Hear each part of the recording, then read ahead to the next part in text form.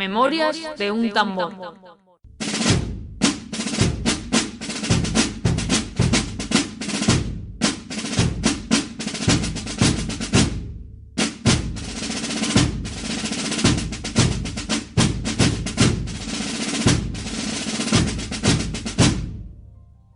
Bueno, pues comenzamos, como siempre, con nuestra introducción histórica. Hay que decir que el terremoto de Lima es en el 1746 y el terremoto de Lisboa en 1759. Los dos hechos ocurren bajo el reinado de Fernando VI. Y como tal, vamos a hacer una pequeña introducción a cómo eran estos años. Fernando VI reinó durante 13 años, de 1746 a 1759. Entonces, bueno, pues simplemente dar una pincelada sobre esta época, bueno, pues para conocer un poquito cómo estaba España en aquella época. Hay que decir que el reinado de Fernando VI es un reinado que pasa muy desapercibido entre los dos largos reinados de su padre, Felipe V, y el de su hermanastro, Carlos III. Reina su hermanastro, ¿por qué? Porque Felipe V, su padre, que es el padre de Fernando VI, tuvo dos matrimonios. Uno con María Luisa de Saboya, del que nació Fernando VI, y el segundo matrimonio con Isabel de Farnesio, del que nació Carlos III. Es decir, Carlos III, el sucesor de Fernando VI, era su hermanastro. Siempre se ha tachado de mediocre el reinado de este rey. Un rey parecía que se le ha llamado, pues un débil, hipocondríaco, es decir, una persona poco capaz, muy dominado por su esposa, por Bárbara de Braganza. Y ha pasado desapercibido cuando, antes de la llegada de su más glorioso sucesor, que era su hermanastro Carlos III. Bueno, esta es una visión que hoy, pues está revisando de alguna forma y se han dejado un poco de ver las cosas así en cuanto a la capacidad o la personalidad de Fernando VI. Fernando VI, que empezó a reinar con 33 años, pues parece ser que no fue un rey tan despreocupado por el gobierno. A última hora sí, cuando se fue recluido en el castillo de Villavicencio de Odón, es cierto que anduvo un poco también a rebufo de la personalidad de su mujer, de Bárbara de Braganza, pero para nada fue una persona despreocupada ni una persona pasiva. Lo que ocurre es que estaba entre dos reyes muy potentes, como eran Felipe V y Carlos III, y evidentemente estos dos personajes le han hecho mucha sombra. Obviamente no se pueden comparar Fernando VI con su hermanastro o con su padre. Pero aún así, aunque es un rey que pudo bajar un poco el nivel, ciertamente su reinado no fue tan nefasto ni fue un rey tan inactivo como nos han llegado a contar. Se rodeó de hombres nuevos, de ministros muy competentes. Los dos ministros por excelencia de Fernando VI fueron el José Carvajal y el Marqués de la Ensenada, que aunque eran personas que chocaban un poco en cuanto a sus caracteres, realmente se entendieron para llevar a España devolver a España un poco a esa élite europea, que era lo que se estaba intentando. Tanto estos ministros lo intentaron como científicos muy famosos de la época, por ejemplo Jorge Juan o Antonio de Ulloa. Estos dos personajes, José Carvajal y el Marqués de la Ensenada, subieron dirigir al rey por el camino que era el correcto para ellos, y el rey se ofreció un poco a ser el instrumento de las reformas que estos personajes le iban un poco reclamando. Repito, estamos en el siglo XVIII, siglo de la luz. Hemos hablado en muchos audios anteriores sobre lo que es la Ilustración, etcétera. Entonces no vamos a repetir aquí ya más conceptos. Este tema lo hemos dado en todo el siglo XVIII, lo hemos hablado muchas veces. Es un personaje muy importante cuando se consigue la paz de Aquisgrán, una paz de Aquisgrán en 1748. Hay dos, es la segunda paz de Aquisgrán, ¿vale? Esta es la segunda, que marca el fin de la Guerra de Sucesión Austríaca. Previamente hubo otra paz de Aquisgrán. Entonces, esto le da una fama y coge una gran confianza en sí mismo y en los ministros que van a iniciar a partir de este momento una reforma interior y, sobre todo, muy importante, van a reforzar la Marina española. La clave para este avance o para esta estabilidad es la neutralidad que va a mantener España durante el reinado de Fernando VI. Muy importante para rehacerse de los problemas, sobre todo de la hacienda. España no va a entrar en un principio en la Guerra de los 7 años, por más que Francia le invita o le incita a ello, y entonces este periodo de paz va a darnos un poco de tranquilidad, sosiego y un poquito de avance, sobre todo económico. España entró en esta guerra más tarde con Carlos III en 1762, pero con Fernando VI el tema se paraliza en principio. Las consecuencias de esta neutralidad son, como antes decía, son consecuencias económicas. Crecen las arcas del Estado, que antes estaban prácticamente dedicadas a pagar las guerras, y pudieron dedicarse estos dineros a otras utilidades públicas. Por ejemplo, hubo una gran repoblación forestal, se construyeron canales de riego, se arreglaron caminos, carreteras, puertos. Se crearon o se reformaron las fábricas de Guadalajara, San Fernando, la fábrica de Berihuega, la fábrica de paños, Ezcaray, Talavera. Es decir, hubo un impulso económico, se luchó contra la despoblación que había en España, se reordenó el comercio, se mejoró el urbanismo en las ciudades, es decir, que hubo unas medidas que se pudieron hacer, digo, porque en la Hacienda había dinero para ello. Bueno, se hace una investigación del país, de cómo es la población española, se hace el catastro, el famoso catastro de Ensenada, que luego se pudo utilizar para una pequeña reforma fiscal. Como te decía, el mejor ejemplo de avance de planificación del Estado sería la Marina, que iba a actuar como una locomotora económica de España en aquel momento. Se dice que el Marqués de la Ensenada, proporcionó a la Marina Española 43 navíos de línea nuevos y 11 fragatas, con la que España pues volvió a contar en el panorama internacional como potencia naval. Tenía todos los recelos, evidentemente, de Inglaterra, pero aquello se consiguió. Y en la época de Carlos III, pues esta armada mucho más potente pues pudo competir ya hablaremos de guerras posteriores, o ya hemos hablado de ellas en programas anteriores. Otro hecho importante de la política de Fernando VI es el famoso Concordato de 1753, con el que recibía el patronato universal del Papa y se abonían las contribuciones a Roma, es decir, lo que se conoció como regalismo, es decir, el rey asumía potestades que antes eran del Papa. Esto también hemos hablado, creo, en algún audio, me suena mucho haber hablado del regalismo ya. En esta España de Fernando VI, también se da acceso a los puestos directivos del país, ya no solamente a nobles, sino a plebeyos. Es decir, se empieza a cuajar una nueva idea de España, que es, ya digo, que, repito, estamos en el siglo XVIII, Ilustración, siglo de las luces, que cada vez se va a hablar más de España como una nación, se va a hablar del término España, nociones que aún son nuevas en esta época, porque aquí se hablaba de patria, se hablaba de rey, pero estos conceptos empiezan a aparecer, ya digo, y luego desembocarán, como todos sabéis, si hablamos de la Constitución de Cádiz de 1812. Y poco más. Hay en Madrid un monumento que es muy poco visitado por los turistas al uso, que es el monasterio de las Salesas, que es la que conoció también como la parroquia de Santa Bárbara, que fue construido por los reyes Fernando VI y Bárbara de Braganza, y ahí está su panteón. Ya una vez hemos comentado que en el panteón de reyes del Escorial faltan Felipe V, que está en la Granja, y falta Fernando VI, que está en el monasterio de las Salesas. Poco más. Una introducción, ya digo, breve, porque vamos a meternos ya en materia. Y nada, volver a comentar que los dos terremotos, estas dos catástrofes naturales, se producen durante este corto reinado de Fernando VI, por casualidad, y es de lo que vamos a hablar hoy. Venga, pues ya comenzamos a hablar del terremoto de Lisboa en primer lugar.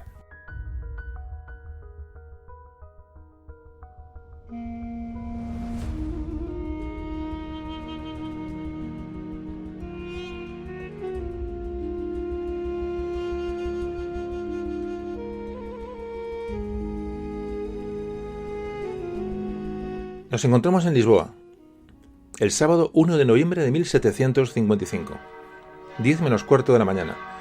Es el día de Todos los Santos, un día soleado, un día apacible, suenan las campanas, la gente va a misa, el día de recordar a sus fallecidos, a sus seres queridos, pero toda esta gente que va a misa desconoce que en apenas 5 minutos van a vivir el mayor terremoto registrado en Europa de todos los tiempos, la mayor catástrofe natural documentada en la península ibérica.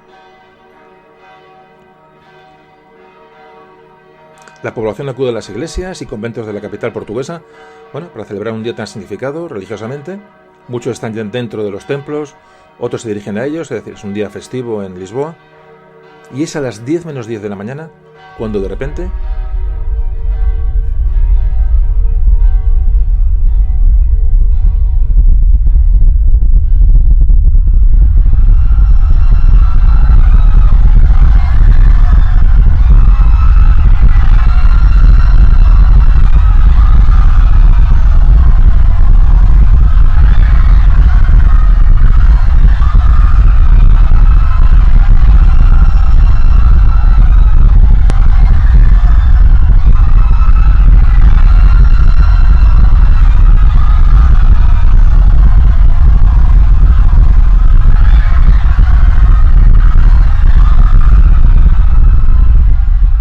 hay que imaginarse Lisboa con esos templos abarrotados, con ese ruido, ¿no? Ese ruido que era terrorífico.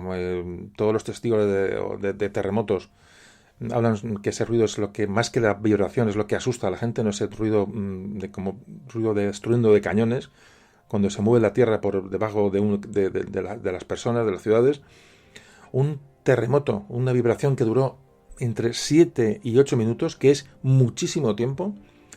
Por los daños de los que ahora hablaremos, bueno, se estima que este terremoto tuvo una magnitud entre 8,5 y 9 grados a la escala de Richter. Fijaos que se produjeron daños hasta en Barcelona. Lo que estamos hablando es un movimiento sísmico terrible. Pero bueno, el problema vino después, cuando se produce un gran incendio en Lisboa, por las cocinas de carbón. Se habla de que, bueno, de las velas de las iglesias, las velas que la gente tenía aquel día por sus difuntos. Es decir, se produce un grandioso incendio en Lisboa. Y esto no era lo peor, porque lo peor vendría una hora después de este movimiento, que duró, digo, entre 8 o 9 minutos. Una hora después, una ola gigantesca, producto del movimiento sísmico, un tsunami, arrasó toda la zona costera de la ciudad de Lisboa. Se habla que pudieron morir en aquel día en Lisboa y en las zonas cercanas unas 25.000 personas. Se han dado datos muy exagerados sobre las bajas, sobre los muertos de esta catástrofe.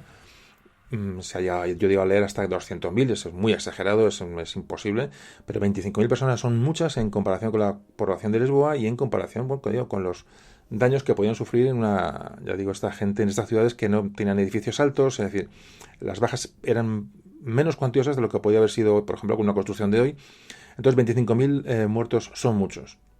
Hay que pensar que ese Día de los Santos era muy celebrado tanto en Portugal como en España.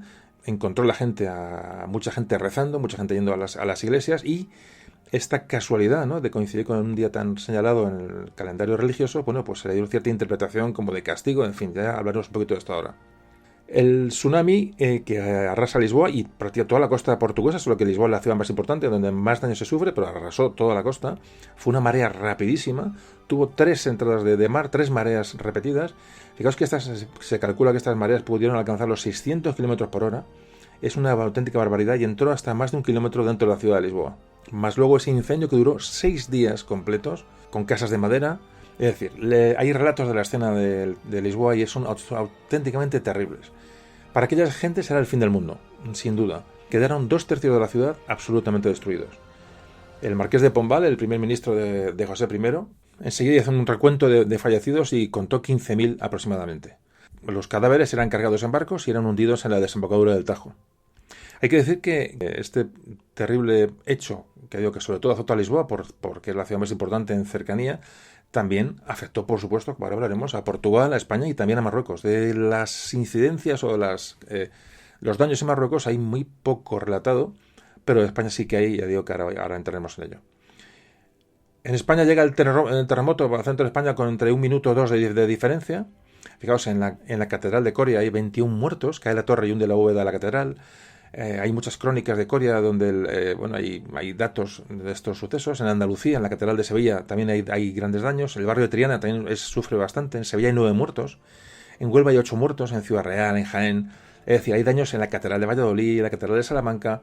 Hubo que derribar las torres de las catedrales para hacer las nuevas. Hay una iglesia en Madrid, fijaos que la iglesia del Buen Suceso, que ya no existe, está en la Puerta del Sol, que hay 2 muertos al desprenderse partes de la torre de la iglesia. Fijaos que cómo sería este movimiento sísmico que se sintió en Hamburgo. Hay referencias en Hamburgo de que alguien notó, y claro, evidentemente luego se cotejaron datos. Por supuesto, en los Países Bajos también se notó. En los canales de Ámsterdam hablan que el agua se rizó. Es decir, una auténtica catástrofe y un terremoto sin precedentes en Europa. Tampoco se ha conocido posteriormente un terremoto de semejante magnitud.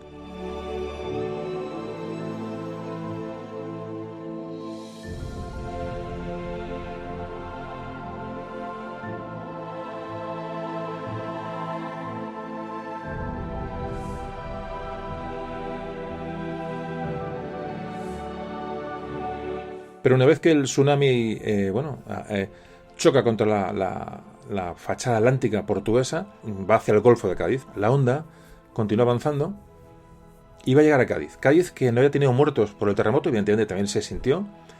Y bueno, la gente estaba asustada. Repito, día 1 de noviembre, día de Todos los Santos. Y la gente en Cádiz, estaba asustada, ya digo, se había echado a la calle, pero no había unos grandes daños, no había habido muertos. Pero en Cádiz la gente no sabía lo que le esperaba.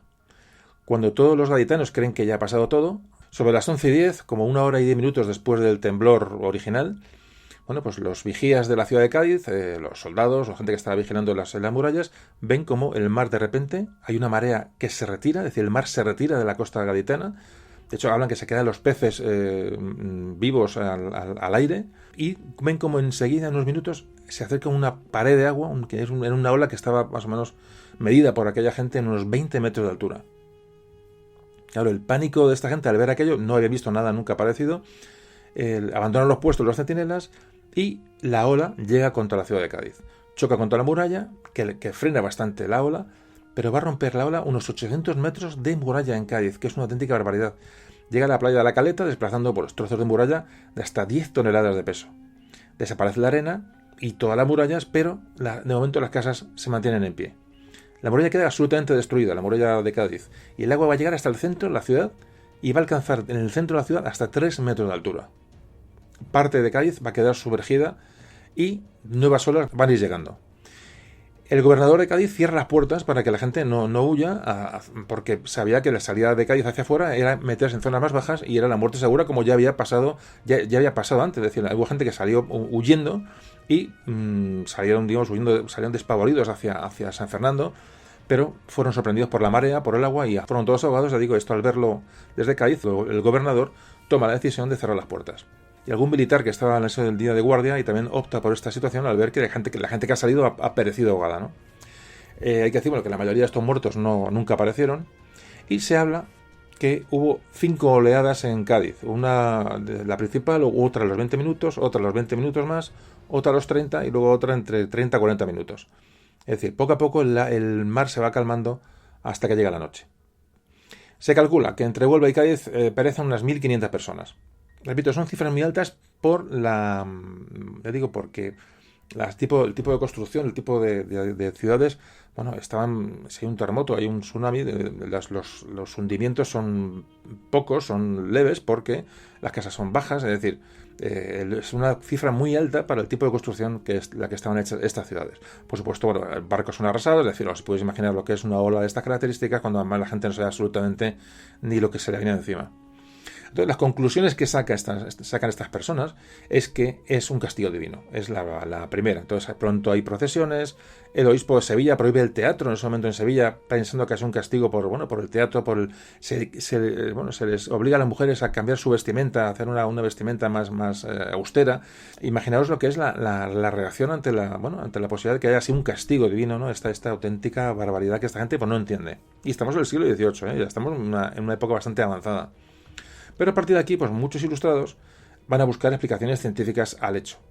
Hay un antes y un después de la sismología, con el terremoto de Lisboa, y, de hecho antes se pensaban muchas cosas, se pensaba que un terremoto eran hundimientos de cuevas, pero claro, aquí cuando ya se hace un estudio y se sabe que ha habido un movimiento de tierra en muchas ciudades de la península muy lejanas unas de otras, es decir, el elemento que une esto no son cuevas que se hunden, es decir, se busca una explicación más razonable, más científica al asunto.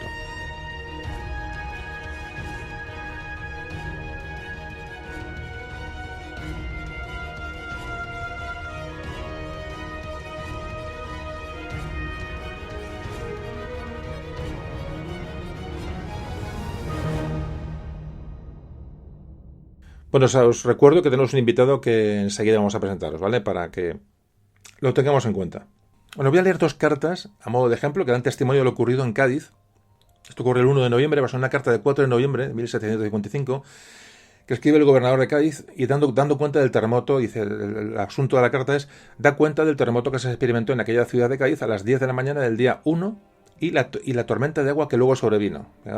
Lo que explica. Entonces, se dirige y dice, muy señor mío, dice, el día 1 de este mes a las 10 de la mañana, estando el tiempo en agradable y tranquilidad, sobrevino en esta ciudad un terremoto que duró el espacio de 5 minutos, con tan incesante violencia, inquietud, que llenó de pavor a todo el pueblo, pero sin causar grave daño porque no derribó edificio ni fábrica alguna, y solo se llevó la veleta del convento de Santo Domingo, quebrantando una pared de él, y cuarteó y lastimó algunas casas de las más antiguas, entre las que fue una la de mi habitación, que se rajaron las paredes por 3 partes, sin haberse experimentado desgracia entre la gente.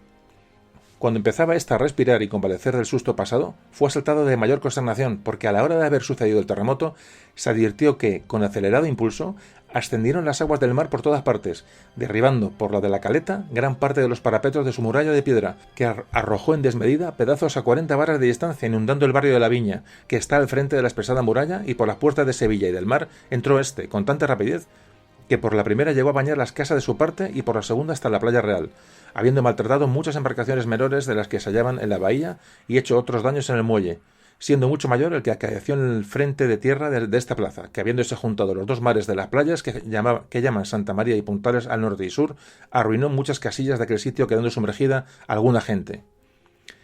Destruyó esta inundación todo el arrecife hecho para comunicación desde esta ciudad a la población de la isla de León, dejándola intransitable, de suerte, y para poder hacer este viaje es forzoso esperar la bajamar y caminar por la citada playa de Santa María.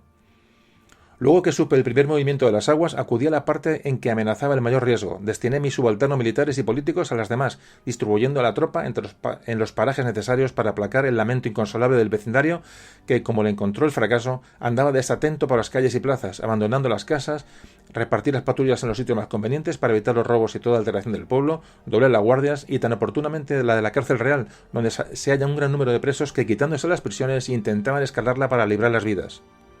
Cambié una partida a la cárcel obispal, que está dentro del palacio, porque tuve aviso de que los reos, para conseguir su soltura, querían ponerle fuego, y finalmente, entre otras muchas providencias que di, conforme lo pedía la urgencia, mandé que a nadie dejasen salir por las puertas, señaladamente por la de tierra, previendo que desordenadamente correrían a ella por librar las vidas, y encontrarían la muerte, como sucedió a don Juan Masón y a don Juan Racine, comerciantes franceses que, habiendo marchado inmediatamente después del terremoto para la isla de León, perecieron en el camino del arrecife, de suerte que con esta importante disposición se atajó que acaeciese la misma fatalidad a innumerables personas de todos los estados que solicitaban hacer fuga de la ciudad por aquella parte. Como veis, lo que antes comentábamos, el gobernador lo que hace es cerrar las puertas porque ha visto que la gente que ha salido después del terremoto, la gente con pánico sale de la ciudad corriendo y son alcanzados por la ola que llega una hora después. Entonces el gobernador cierra las puertas. Bueno, y sigo leyendo esta carta. No es posible explicar los clamores, los llantos y deprecaciones que en las 3 horas que duró el desusado movimiento y amago del mar se oían en el pueblo, pero fue Dios servido que, pasado este tiempo, se sosegasen algo las aguas, con cuyo motivo se fueron aquietando algo los ánimos, aunque con el recelo de que a la creciente, que fue a medianoche, repitiera aún con más fuerza el golpe. Pero por si ocurriese, procuré hacer todas las prevenciones posibles, pasándola yo y mis subalternos en vela, y aún se continuará el cuidado.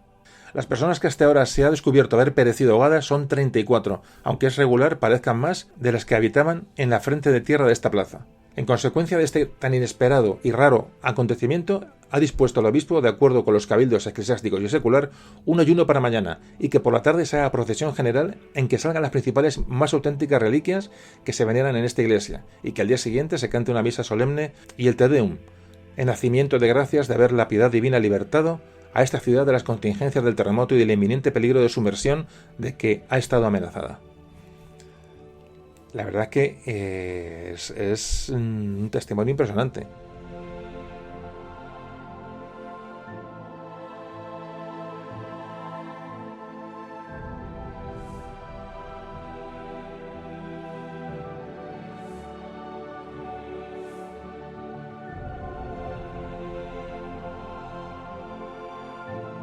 Bueno, y os leo la segunda carta. Es una carta del ilustrísimo señor don Diego de Rosas y Contreras. Y dice, en relación de lo acaecido en esta ciudad de Cádiz con motivo del terremoto y creces del mar que se experimentaron el día 1 de noviembre del corriente año de 1755.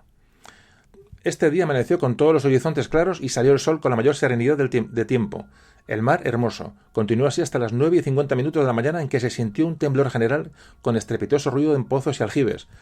Pavorido todo el pueblo, desalojó su respectiva habitación, saliéndose a la calle cada uno en el estado de vestuario en que se hallaba. El tiempo que duró el temblor o terremoto nadie lo sabe a punto fijo, pues aún entre los hombres más especulativos se halla la variedad que admite el de 4 a 15 minutos, pero el que menos afirma los 4 minutos. El temblor fue de los más violentos, según aseguran los que se han hallado en otros iguales casos, y lo cierto es que apenas hubo persona quien no hiciese el primer efecto de mareo en el estómago con vaídos a la cabeza. Cayeron 2 casas, se cuartearon infinitas. Algunas iglesias sucedió lo mismo, entre las cuales la de San Antonio padeció bastante, habiendo venido a tierra la mitad de su tejado, con la fortuna de no haber hecho daño a persona alguna de las que había dentro, por haber corrido fuera de la pared maestra toda la ruina. Amedrentado el pueblo no acertaba a restituirse en sus habitaciones, y cuando ya empezaban a quitarse las gentes, retirándose a dar gracias al Altísimo a los templos, se oyeron a las 11 en punto lamentables voces por toda la ciudad diciendo: «El mar se traga la tierra, que nos anegamos, que nos ahogamos, a la puerta de tierra, a la puerta de tierra». En esta confusión unos corrieron sin saber a dónde, otros quedaron accidentados, otros se arrodillaban a pedir misericordia y los más se confesaban a gritos al Todopoderoso. En este lamentable estado, lleno del horror que se puede considerar al ver enfurecido el mar, introduciendo sus aguas con la mayor violencia dentro de tan altas murallas por la parte de la caleta, y no menos por las puertas del mar y la de Sevilla, se pasaron 2 horas. De modo que a las 11 fue el primer golpe de agua, el segundo a las 11:03, y el tercero cerca de la 1, con más aparato que el primero. Finalmente, este triste espectáculo no es posible aparentarlo como él era. Las ruinas y desgracias de las aguas no se han podido verificar enteramente, pero en la parte de la caleta los 3 golpes de agua arrancaron el pretil o cenefa de la muralla por diferentes partes, hasta la cantidad de 300 varas, y arrojó pedazos enteros de 6 y 7 varas, que cada uno pesará unos 100 quintales a una distancia de 80 varas, de modo que se hará casi increíble a quien no lo haya visto. Abrió toda la muralla de aquella parte e hizo notables daños, pues en todo en aquel barrio llamado La Viña se inundaron de agua las casas y se hallaron a poco rato retrocedidas dichas aguas algunos cadáveres y multitud de varios peces. La gente que corrió a la puerta de tierra tuvo la fortuna de que impidiese su salida un prudente y experto oficial, que con sus compañeros estaba de guardia en aquel paraje, a que le movió el haber oído algunas desgracias acaecidas a la parte de afuera de dicha puerta, pues a no haberlo ejecutado así hubieran perecido todos cuantos hubiesen salido, cuya desgracia aconteció a los que acogieron las aguas en el camino entre Cádiz y la isla de León, pues no solo llevaron dichas aguas a los que transitaban, sino también su piso, llevándoselo de raíz todo el camino que estaba hecho a mano. Se han hallado muchos cadáveres y animales por esta parte, pero tampoco se sabe a punto fijo los que perecieron en este tránsito. De los varios alojamientos y pequeños almacenes que había a lo largo del muelle del mar, no ha quedado señal de que los hubiese. Últimamente, con tan horrendo caso, se halla este pueblo el más consternado, con incesantes actos de devoción, saliendo todas las comunidades en rogativa por las calles con el mismo pueblo. El nuevo gobernador, don Antonio de Azlor, dio las más acertadas providencias, así para evitar todo robo y ratería en tal confusión, como para que, si acontecía alguna repetición de noche, estuviese iluminada toda la ciudad y la tropa en el mejor orden, así en la multitud de patrullas que estableció para aquella noche como los puestos que debía ocupar la restante tropa. Con la novedad del agua y las voces del pueblo se levantaron los presos de la cárcel, cuyo número llegaba a 400, queriendo dar fuego a la prisión, pero se acudió en tiempo con tropa y se evitó otra nueva confusión con tales enemigos. La ciudad y cabildo eclesiástico tienen sus respectivas juntas sobre hacer un voto solemne para memoria de tan funesta recordación. Se han tenido noticias de que en todas estas inmediaciones y aun en Sevilla han padecido mucho con igual terremoto al que aquí se ha experimentado. En Conil ha perecido medio pueblo, según dicen. En Béjar de la Frontera, padecieron mucho. En Chiclana y Puerto Real se sintió bastante. En el puerto de Santa María se elevaron mucho las aguas, pero no hubo desgracias, pues aunque se cuartearon diferentes iglesias y casas con el terremoto, la gente salió al campo luego que sintió el temblor. En Jerez cayó la torre de San Miguel, se ruinaron muchas casas, se cuartearon los templos y hubo algunas desgracias. En Rota aparecieron muchas gentes al golpe de las aguas. En Sanlúcar de Barrameda se inundaron los 2 barrios bajos, pero no se sabe el pormenor de desgracias.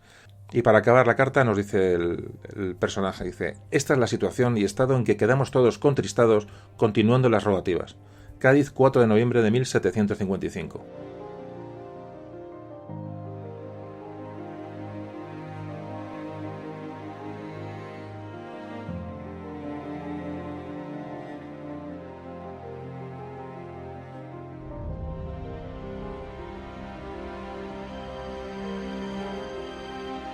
Bueno, es espeluznante y sobre todo relatado con gente del siglo XVIII y gente con la visión que tenían del mundo en aquel momento, ¿no? Había un personaje allí en Cádiz en este momento, que era Louis Godin. Louis Godin es un astrónomo y matemático francés que era académico de las ciencias en París y se convirtió en director de la Academia Naval de Cádiz, que hoy es el Real Instituto y Observatorio de la Armada de San Fernando.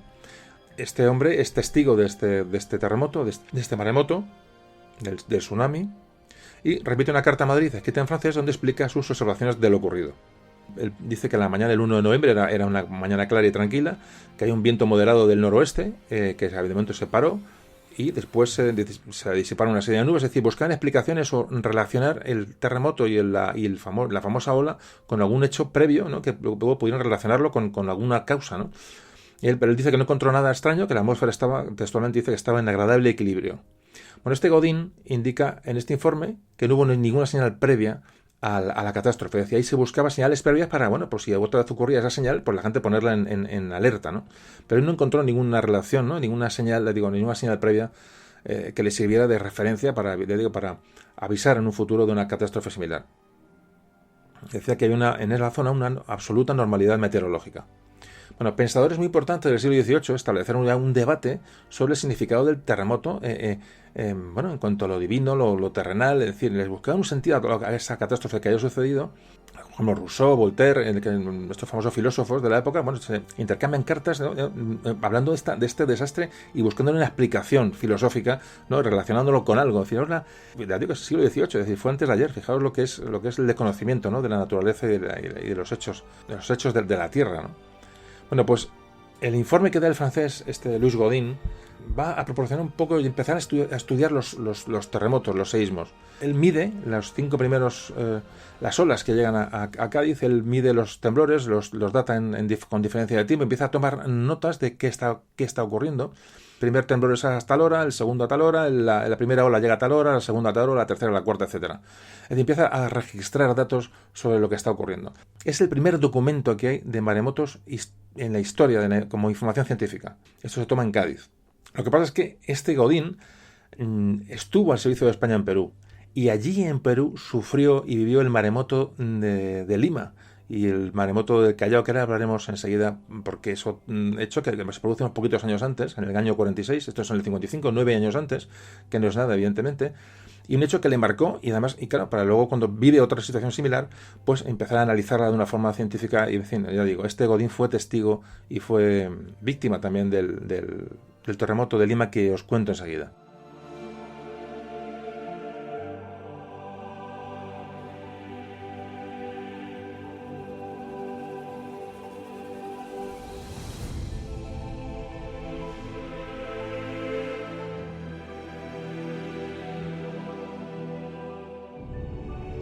Bueno, Lima tenía entre 45.000 y 60.000 habitantes en estos momentos. Se habla que tenían unas 3.000 casas distribuidas en 150 manzanas dentro de una muralla defensiva. El terremoto va a ocurrir a las 10:30 de la noche, una hora muy mala, bueno, para sorprender a la gente en sus casas cenando y algunos ya descansando. La mayor parte de la población se encontraba en sus casas, y digo, muchos de ellos cenando. Según el marqués de Obando, que está a punto de iniciar la cena, en Lima, el terremoto comenzó con un movimiento leve y textualmente dice, con un poco y sutil ruido, que rápidamente cambió a terribles movimientos de la tierra que parecía abrirse, sacudiendo con menuda y extraordinaria velocidad los edificios. Los testigos varían en sus estimaciones sobre la duración del terremoto. Por ejemplo, don Eusebio del Llano y Zapata calculó que el evento duró 3 minutos, el padre Lozano estimó que duró 4 minutos, mientras que el marqués de Obando dijo que el terremoto duró unos 6 minutos. En cualquier caso, no hayan medios para medir tiempos ni fuerza, hay que también tener en cuenta que el efecto psicológico de un terremoto hace que la gente crea que es más largo de lo que realmente es. Aun aceptando el cálculo más bajo, el temblor de Lima fue muy largo, fue larguísimo. Bueno, imaginaos cómo esto ocurre por la noche, cuando termina el rugido, ¿no?, de caída de edificios, lo que es el temblor ese terrible, ¿no?, y el ruido propio del seísmo. Cuando la gente en la oscuridad sale a la calle, todo a oscuras, oían voces de personas que iban saliendo entre las ruinas, de pues gemidos, gritos, personas atrapadas entre los escombros. Ya digo, y fijaos, ya estamos en 1746. Imaginaos esta gente, ¿no?, ¿Qué sintió ante aquella cosa que no conocían, ¿no? Los cálculos de muertes en el terremoto de Lima, bueno, varían mucho según el que cuenta la cuestión, pero el relato oficial habla que murieron unas 1.141 personas de una población total de cercana a los 60.000 habitantes. Teniendo en cuenta la destrucción completa de la ciudad de Lima, porque prácticamente es destruida la ciudad completa, la cantidad de bajas es relativamente leve o baja. Una explicación a este número reducido de muertos en el terremoto de Lima, bueno, se relaciona con la combinación de varios factores. Uno es la densidad demográfica que había en Lima, es decir, la gente no estaba muy hacinada, no estaba muy apelotonada en barrios con muchas viviendas. La población indígena estaba alojada fuera de la ciudad, más fuera de la muralla. Y la idea o el patrón o el estilo de mantener, la moda de mantener muchos jardines, huertas y parques dentro de la ciudad, bueno, pues permitió contar con muchos espacios abiertos dentro de cada casa, que al ocurrir el terremoto, pues los dueños, los habitantes de las casas pudieron salir a ese espacio abierto sin que se le cayera nada encima. Y digo, muchos testigos comentaron el terremoto de Lima que muchos se salvaron porque pudieron salir a la huerta que tenía la casa. También es cierto que hubo un terremoto anteriormente en 1687 que hizo que los materiales usados en la construcción de las paredes fuera diferente, se sustituyeron los adobes muy pesados por materiales de menor peso y mayor flexibilidad. Y luego, sobre todo, como antes comentaba, que la población no era muy densa y pudo huir a espacios abiertos, como antes comentábamos. Aún así, se habla de una gran mortandad, evidentemente, y un elevadísimo número de heridos. Y sobre todo, los testigos hablan cuando amanece, cuando empiezan las primeras luces, el 29 de octubre, la sensación de los habitantes de Lima cuando ven que la ciudad ha desaparecido. Realmente no hay nada en pie. Se calcula por los datos y estudios que se han hecho después de las crónicas que este terremoto pudo llegar prácticamente a los 8,4 grados en la escala de Richter. Recordamos que el de Lisboa, ya digo, según mediciones actuales por los datos que se tienen, pudo llegar casi a los 9. O sea, estamos hablando de dos macromovimientos sísmicos que ocurren en un espacio de tiempo muy pequeño y los dos afectan a población española, y por eso estamos hablando de ello, ¿no? Según el padre Lozano, que escribe una carta relatando lo que ocurre en Lima, dice que de las aproximadamente 3.000 casas de Lima solo quedan en pie 25, que estaban tan maltrechas que tuvieron que ser demolidas. Es decir, Lima queda totalmente destruida. Todas las iglesias monumentales, los monasterios, los conventos, el palacio del virrey, el tribunal de la Inquisición, todo quedó abajo. La universidad, el hospital de Santa Ana, es decir, el Lima, que esa joya, ¿no?, del Pacífico, pues queda absolutamente destruida. Imaginaos la gente aquella en Lima que podían pensar y que les corría por el cuerpo, ¿no?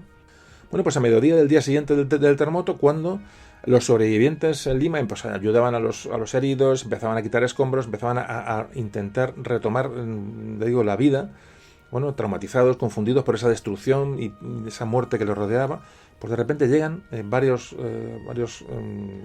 personas a caballo, que venían del Callao. Callao es el puerto de Lima, que está poco distante, con la noticia de que el Callao había desaparecido. Claro, la gente escuchaba a gente diciendo, y dice, ¿pero cómo que ha desaparecido? Entonces les cuentan que media hora después del terremoto, que también había evidentemente afectado al Callao, llegó una gigantesca ola que barrió toda la ciudad y que ahogó a todos sus habitantes. Ahora imaginaos lo que es esta sensación, ¿no?, de que en Lima dicen que el puerto ya no existe, el puerto del Callao. Es decir, ha sido arrasado por una gran ola que ha matado a todos.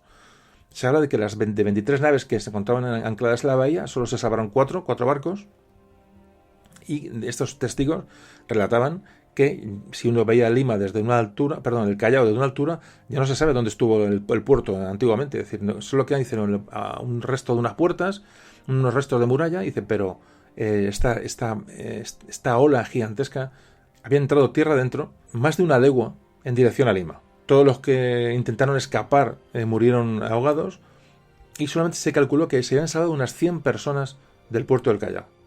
Y los muertos del Callao se oscilan entre 4 y 7.000 personas. Una auténtica catástrofe de este tsunami. Si en Lima destruye la ciudad, el Callao es que realmente no deja piedra sobre piedra. Y tampoco deja prácticamente supervivientes. Repito, ocurrió muy tarde. Fijaos que si el terremoto de Lima ocurre a las 10:30 y la ola llega media hora después, es decir, cuando llega la ola al Callao son las 11. Es decir, hay oscuridad. El terremoto a las 11 de la noche, un tsunami, una entrada de agua de estas tan salvajes, es que realmente no deja posibilidad de vivir prácticamente a nadie, salvo que esté en un lugar alto y pueda por casualidad salvar su vida, ¿no? Y realmente es terrorífico pensar, yo digo, sobre todo en aquella época, y cómo esta gente lo relata.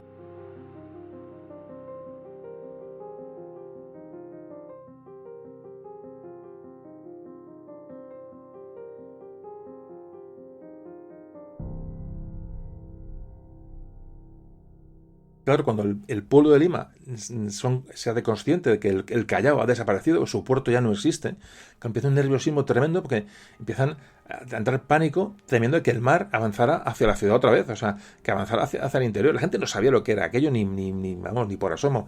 Las autoridades intentan calmar a las gentes, porque es un rumor que, claro, la gente, pues el rumor de que el mar avanza hacia Lima es lo que la gente, digamos, empieza a contarse unos a otros. Estos rumores son imparables. Mucha población de Lima sale a los cerros de la ciudad por si ese mar entra tierra adentro. Miles de personas pasan la noche a la intemperie en estos cerros. Ya después del terremoto de Lima, la gente duerme gran parte en los cerros alrededor. Por eso, pensando que el mar se les podía tragar. Claro, esto no termina aquí, porque con la destrucción de Lima y el Callao, es que se destruye la ciudad y el puerto. Fijaos lo que estamos hablando, lo que en este momento es para España Lima y el Callao. Hubo movimientos sísmicos de varias intensidades durante casi 5 meses después, dejando claro, la gente estaba absolutamente atemorizada cada vez que notaban un pequeño temblor porque no sabían lo que iba a ocurrir, ¿no? Eusebio del Llano y Zapata, que ahora hablamos un poco de la carta de este hombre, que escribe una carta al canónigo de la Santa Iglesia de Quito, escribió que el terremoto del 28 de octubre del 46 fue seguido por 219 temblores en los 3 días restantes del mes y por 113 temblores durante el mes de noviembre. En diciembre de 1746 y enero y febrero del siguiente año se presentaron 40, 33 y 24 temblores respectivamente. O sea, el número de réplicas fue muy intenso en las semanas que siguieron al 28 de octubre. Y claro, imaginaos el error y el miedo que se apoderó de la gente cada vez que había un amago, ¿no? de un terremoto. Y luego, por supuesto, lo que también se relata de Lima, pues lo que podéis imaginar, la dificultad de los escombros, el rescate de cadáveres, de caballos, de perros, de burros, de animales domésticos que murieron en grandes cantidades. Empezó a producir un hedor horrible, empezó la putrefacción de cadáveres, y las condiciones... Creo en esas condiciones perfectas para una epidemia, para esas temidas enfermedades, que efectivamente llegaron a poco tiempo del sismo y empezaron a atacar a los supervivientes.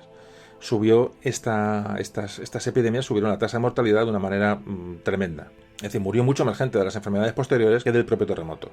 Se destruyeron canales, acueductos, no llegaba agua para uso público, se derrumbaron los almacenes, las panaderías, los hornos, no había transporte. Es decir, hubo un periodo enorme de hambre entre los sobrevivientes. Hay que decir que la ciudad de Lima, su almacén de víveres estaba en el Callao, en el puerto, en las bodegas de Callao, donde se nutría Lima, donde se almacenaban los excedentes. Es decir, los almacenes del Callao habían sido volatilizados por la gran ola y Lima se quedó sin abastecimiento. Por supuesto, luego llegó el saqueo, en fin, me imagino que es lo que es una catástrofe de estas características en estos años y en una ciudad como Lima. Narran estos testigos del terremoto en Lima y el tsunami del Callao que los heridos, el hambre, las enfermedades, la miseria, luego los robos, el miedo de la gente ante los temblores que luego se produjeron, dicen textualmente, no era vida la que se vivía en Lima, sino una muerte lenta. Bueno, y para finalizar, y ya vamos a pasar con nuestro invitado de hoy, que nos está esperando para contarnos muchas cosas interesantes. Enseguida lo presento. Voy a leer la carta famosa que escribe el padre Pedro Lozano de la Compañía de Jesús al padre Bruno Morales de la misma compañía, donde cuenta los hechos ocurridos en Lima. Introduzco estas cartas porque son los testimonios, es como si nos lo contara alguien de la época. Es decir, tenemos la suerte de tener estas cartas y ponerle voz a estos textos de hombres que vivieron aquellas tragedias. Entonces nos dice: el 28 de octubre de 1746, como a las 10:30 de la noche, se sintió en Lima un temblor de tierra tan violento que en menos de 3 o 4 minutos de duración arruinó enteramente la ciudad. Fue tan repentino el mal que nadie tuvo tiempo de ponerse al seguro, y fue tan universal el estrago que nadie pudo evitar el peligro con la huida. Han quedado solamente en pie 25 casas, y sin embargo, por una protección particular de la Providencia, de 60.000 personas de que se componía la ciudad, no pereció más que la 12ª parte. De las 2 torres de la catedral, una cayó hasta la altura de la bóveda de la iglesia, la otra hasta el paraje donde están las campanas, y lo demás que queda está en muy mal estado porque despedazándose sobre la iglesia, ambas demolieron sus bóvedas y capillas hasta donde alcanzaron, y es necesario un desmonte general para reedificarla. La caída de los grandes edificios arrastró tras sí la ruina de los pequeños y llenó casi todas las calles de la ciudad de escombros. El Palacio del Virrey, que en su grande recinto contenía las salas de la Real Audiencia, el Tribunal de Cuentas, Caja Real y demás oficios de la dependencia del gobierno, han quedado sin habitación ni oficina capaz de subsistir. El Tribunal de Santo Oficio de la Inquisición está imposibilitado a seguir el curso de su despacho, arruinadas enteramente las viviendas de sus casas y su magnífica capilla pública. La Real Universidad, los colegios y otros edificios de consideración sirven solamente de funesto espectáculo y de triste recuerdo de lo que fueron. Tanta magnificencia abatida y tanta riqueza sepultada es motivo de un continuo llanto. Y en medio de tantos estragos se ven los habitantes necesitados a alojarse en las plazas o en los jardines. Pero fue incomparablemente mayor el daño en el puerto del Callao, donde en la misma hora se sintió el terremoto sumamente violento. Resistieron a su primer ataque algunas torres y una parte de las murallas, pero media hora después, cuando los habitantes empezaban a respirar y recobrarse, se entumeció el mar.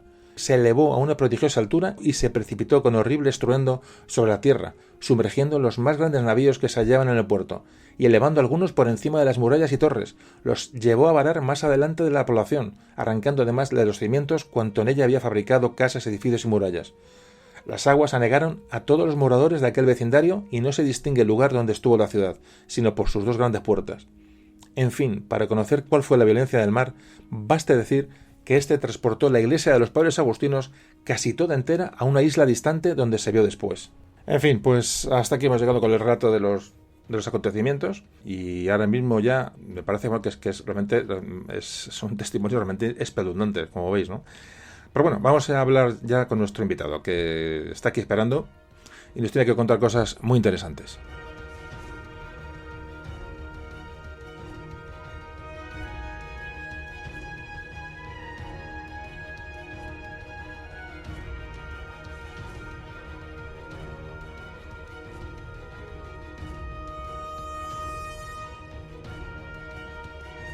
Bueno, como antes os comentaba, vamos a presentar a nuestro invitado de hoy. Nuestro invitado, que es David Leandro. David Leandro, que es también conocido por David Nagan en Histocast. Histocast es el famoso podcast de historia universal que tantas veces os he comentado y de que surgió toda esta historia del tambor. David, buenas noches, ¿qué tal? Pues muy bien y encantado de estar aquí en Memorias de un Tambor, el podcast hermano de Histocast. Sí, la verdad es que somos hermanos o primos hermanos. David es geógrafo, estudió geografía en la Universidad Autónoma y es un gran aficionado a la geografía. Yo, una vez que hemos coincidido en algunas conversaciones por ahí fuera con una cerveza adelante, él con alcohol y yo sin alcohol, porque soy así de flojo, la verdad es que yo noto las conversaciones que salen de estos temas de historia, porque siempre estamos en lo mismo. Yo noto que es una persona que vive la geografía, le gusta la geografía, además la asocia mucho con la historia, que es lo que es fundamental. Y aparte que es un amigo y sabe mucho de esto, pues ha sido la persona que he pensado en invitar hoy para que nos dé ideas, nos aclare y veamos con más nitidez lo que son los movimientos sísmicos, lo que puede ocurrir en aquella época y de hecho lo que ocurrió. Y nos va a dar muchos datos y vamos a completar, ya digo, este audio de hoy con la ayuda de nuestro amigo David. David, vamos adelante, vamos a por ello.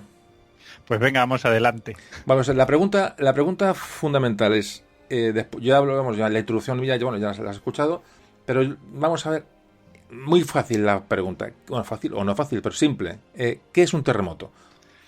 Pues vamos a hablar de lo que es un terremoto. Un terremoto vamos a hacerlo imaginándonos el planeta como si estuviera recubierto de una especie de puzzle. Este puzzle serían las placas tectónicas, o sea, diferentes placas que son de un tamaño descomunal, que no son, ojo, los continentes, sino que tienen parte continental y parte marina. Y estas placas no están en ningún momento quietas. O sea, hay unas zonas donde se crea placa por actividad volcánica y otras donde esa placa se destruye. Entonces, ¿cómo se producen los terremotos? Pues los terremotos se suelen producir en lo que se llama las zonas de falla. Las zonas de falla es donde hay una ruptura de esa plataforma continental, principalmente en las zonas donde hay más actividad entre placas, o sea, las zonas donde hay un contacto entre las placas, y en esas zonas empieza a almacenarse energía. Empieza a haber, debido a el movimiento de las placas, hay un choque entre ellas y empieza a acumularse una energía que con el tiempo va llegando a más, hasta el límite de la fractura. Esto es, en palabras sencillas, imaginemos un muelle, ¿no? Pues estamos presionando ese muelle con todas nuestras fuerzas hasta un límite en que ese muelle no se puede encoger más y ese muelle de pronto salta. Digamos que el efecto de ese salto es un terremoto. Uh-huh. Eso es básicamente así explicado de una forma muy sencilla. No, yo lo entiendo perfectamente. Claro, ahora imaginemos que ese muelle se encuentra a centenares de metros o de kilómetros bajo tierra con una gran superficie de roca encima. Pues claro, crea una onda sobre esa roca que es la que produce el movimiento sísmico. Esa onda se va transmitiendo a través de lo que es la superficie de la Tierra. ¿Sí? Puede ser, pues eso, de distinto tamaño, hay escalas que lo miden, o puede, digamos, también transmitirse por distintos materiales. No es lo mismo que se transmite por unos materiales más blandos, donde es mucho más rápida y más fluida, que por materiales más duros, donde tarda mucho más en llegar. Pero bueno, eso ya son matices más pequeños. Y bueno, ese es básicamente en lo que consiste un terremoto. El lugar donde se produce se llama foco o hipocentro. Y el lugar en línea vertical en la superficie donde se refleja es lo que conocemos como el epicentro del terremoto. Que, ojo, no es donde se produce realmente, sino que es el lugar en la superficie donde digamos que corresponde al lugar dentro de la corteza donde se ha producido. Sí, las coordenadas terrestres donde se detecta el... Exactamente. Sí, pero viene de abajo. Exactamente. Y bueno, luego, cuando ha habido esta ruptura de materiales tan grande, o sea, estamos hablando de miles de millones de toneladas de roca, tardan mucho en volver a acomodarse. Y eso da lugar a réplicas. Por tanto, los terremotos normalmente no consisten solo en un movimiento, sino que son lo que se conoce muchas veces como enjambres sísmicos. O sea, se van moviendo, va habiendo réplicas una y otra vez. Muchas veces estas réplicas llegan a ser casi tan potentes como el terremoto principal.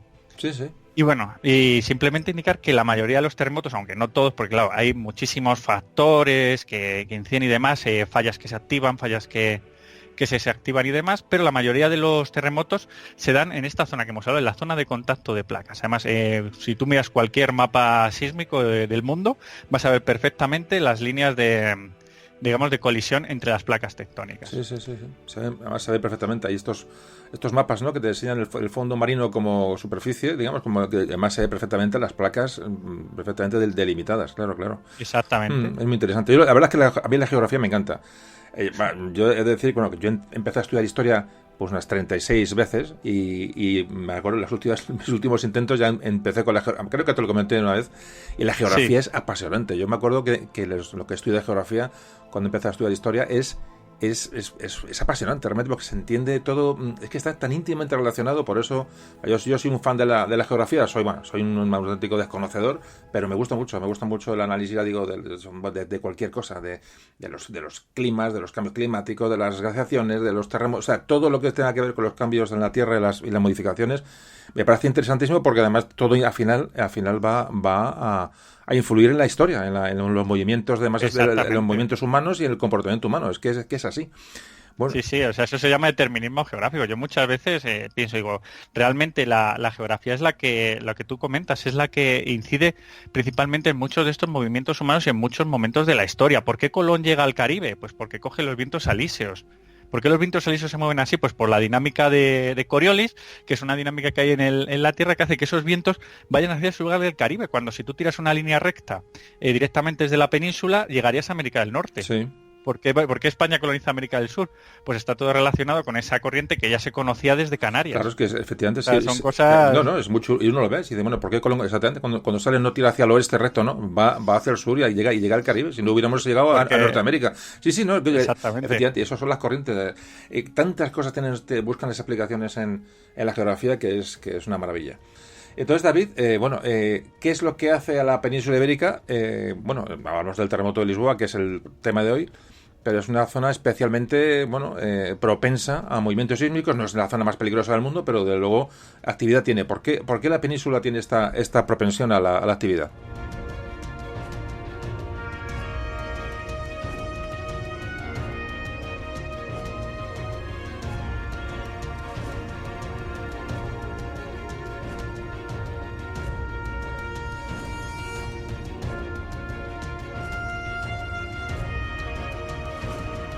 Pues como bien dices, la península ibérica se encuentra en un lugar muy sensible, y es que si miramos un mapa tectónico nos vamos a encontrar con una característica, y es que la península ibérica, justo en el sur, cerca del estrecho de Gibraltar, aunque no justo en el estrecho de Gibraltar, sino a través de la zona del Rif, se encuentra el choque de placas entre la placa africana y la placa europea. Uh-huh. O mejor dicho, euroasiática. Sí. Que lo que pasa es que son pequeñas, digamos que dentro de la placa euroasiática hay pequeñas placas, incluso la península ibérica muchas veces tiene un movimiento un poco autónomo y demás. Uh-huh. Pero bueno, vamos a hablar un poco general porque tampoco hay que ser más específico. Bueno, ¿qué es lo que ocurre con estas dos placas? Pues simplemente para ver lo que ocurre hay que mirar nuestro paisaje. Como bien hemos dicho, la geografía lo explica todo. ¿Cómo son nuestras cordilleras? ¿Cómo son los Pirineos? ¿Cómo son los picos de Europa? ¿Cómo es la Sierra del Guadarrama? ¿Qué orientación tienen? Tiene una orientación este-oeste. ¿Por qué se ha creado toda esa orogenia que se llama, todas esas montañas? Porque ha habido un empuje de la placa africana hacia la placa europea, uh-huh, que la está comprimiendo. Y crea toda esa orogenia, todas esas montañas se crean desde ese empuje, ¿no? De hecho, hay que ver cuáles son las montañas más altas de la península ibérica. El sistema bético, sí, que es uno de los que se encuentra más al sur, donde recibe ese mayor impacto. Además, es una de las zonas más sísmicas de de España, en la provincia de Sí, Granada. o sea que la placa africana presiona contra la placa europea y lo que hace es que, digamos, como si la arrugara, ¿no? Esa presión hace que se arrugue y surgen las cordilleras, ¿no? Exactamente. Pues tú fíjate la fuerza y la presión que tiene que ejercer para crear esas cordilleras, toda esa presión que tiene que acumular, esa presión es la que produce los terremotos en la península ibérica. Y esa es la presión que en cierto momento se produjo, sobre todo en la zona más occidental de este choque de placas, que además está influido, ojo, aunque no es determinante, pero sí que está muy influido por otra placa, la placa norteamericana, que está a la altura de las Azores y que es entre la placa europea, la africana y la norteamericana hay una zona de creación de corteza terrestre. Sí. O sea, que hay un empuje hacia Europa. O sea, que estamos ahí con dos empujes. Uno, digamos, que viene desde el oeste, exacto, y otro desde el sur. O sea, para que vemos, y eso, claro, la península ibérica ahí está muy influenciada por todos esos movimientos. Pero bueno, principalmente la que más la afecta es la africana. Y esta es la que produce los terremotos en la península ibérica. Y si quieres hablamos un poco de algunos de los principales, porque claro, conocemos el terremoto de Lisboa, es uno de los más conocidos, sobre todo por su potencia, por ser uno de los eventos sísmicos más importantes de los que se tiene constancia en la historia. Pero ha habido algunos terremotos, como por ejemplo en el siglo XIV, terremotos en Ribagorza o en Tabernes. Estamos hablando ya en zonas del Mediterráneo o en zonas pirenaicas. Sí. O sea, también tenemos muchísimos terremotos en lo que es Andalucía, que es las zonas con más peligro sísmico. Tenemos uno en 1504 en Carmona, donde tenemos pues testimonios sobre todo que afectó a la ciudad de Sevilla, con la Giralda cimbreando pues a punto de caer, sí. Pero bueno, y demás. Y bueno, tenemos también el que hemos dicho, el terremoto de 1755, pero después de esto también ha habido otros terremotos en Granada, como en 1954 el de Durcal, o el del año 56 en Albolote. O sea, terremotos además ya con escalas 7 y 5 en la escala de Richter. O sea que no son, digamos, de un Big One, que es lo que significaría un gran terremoto, pero ya son terremotos muy importantes, terremotos que esas localidades las afectaron muchísimo, llegando a, que gran parte de ellas quedó incluso destruida. Sí, sí. Y bueno, el último así gran evento de terremoto que hubo en la península fue en el año 69, también en el Cabo de San Vicente, muy cerca de donde se produjo el terremoto de 1755, el epicentro exacto. Sí. Y se sintió en toda España en el año 69. Y fue la misma zona del de Lisboa, ¿no? Bueno, claro, se conoce como terremoto de Lisboa porque fue la ciudad que más más afectó, evidentemente, la ciudad más poblada de la costa, claro, y por eso se conoce, pero el terremoto se habla que, antes comentaba que Marruecos también tuvo que hacer sus estragos, lo que pasa es que no hay grandes referencias.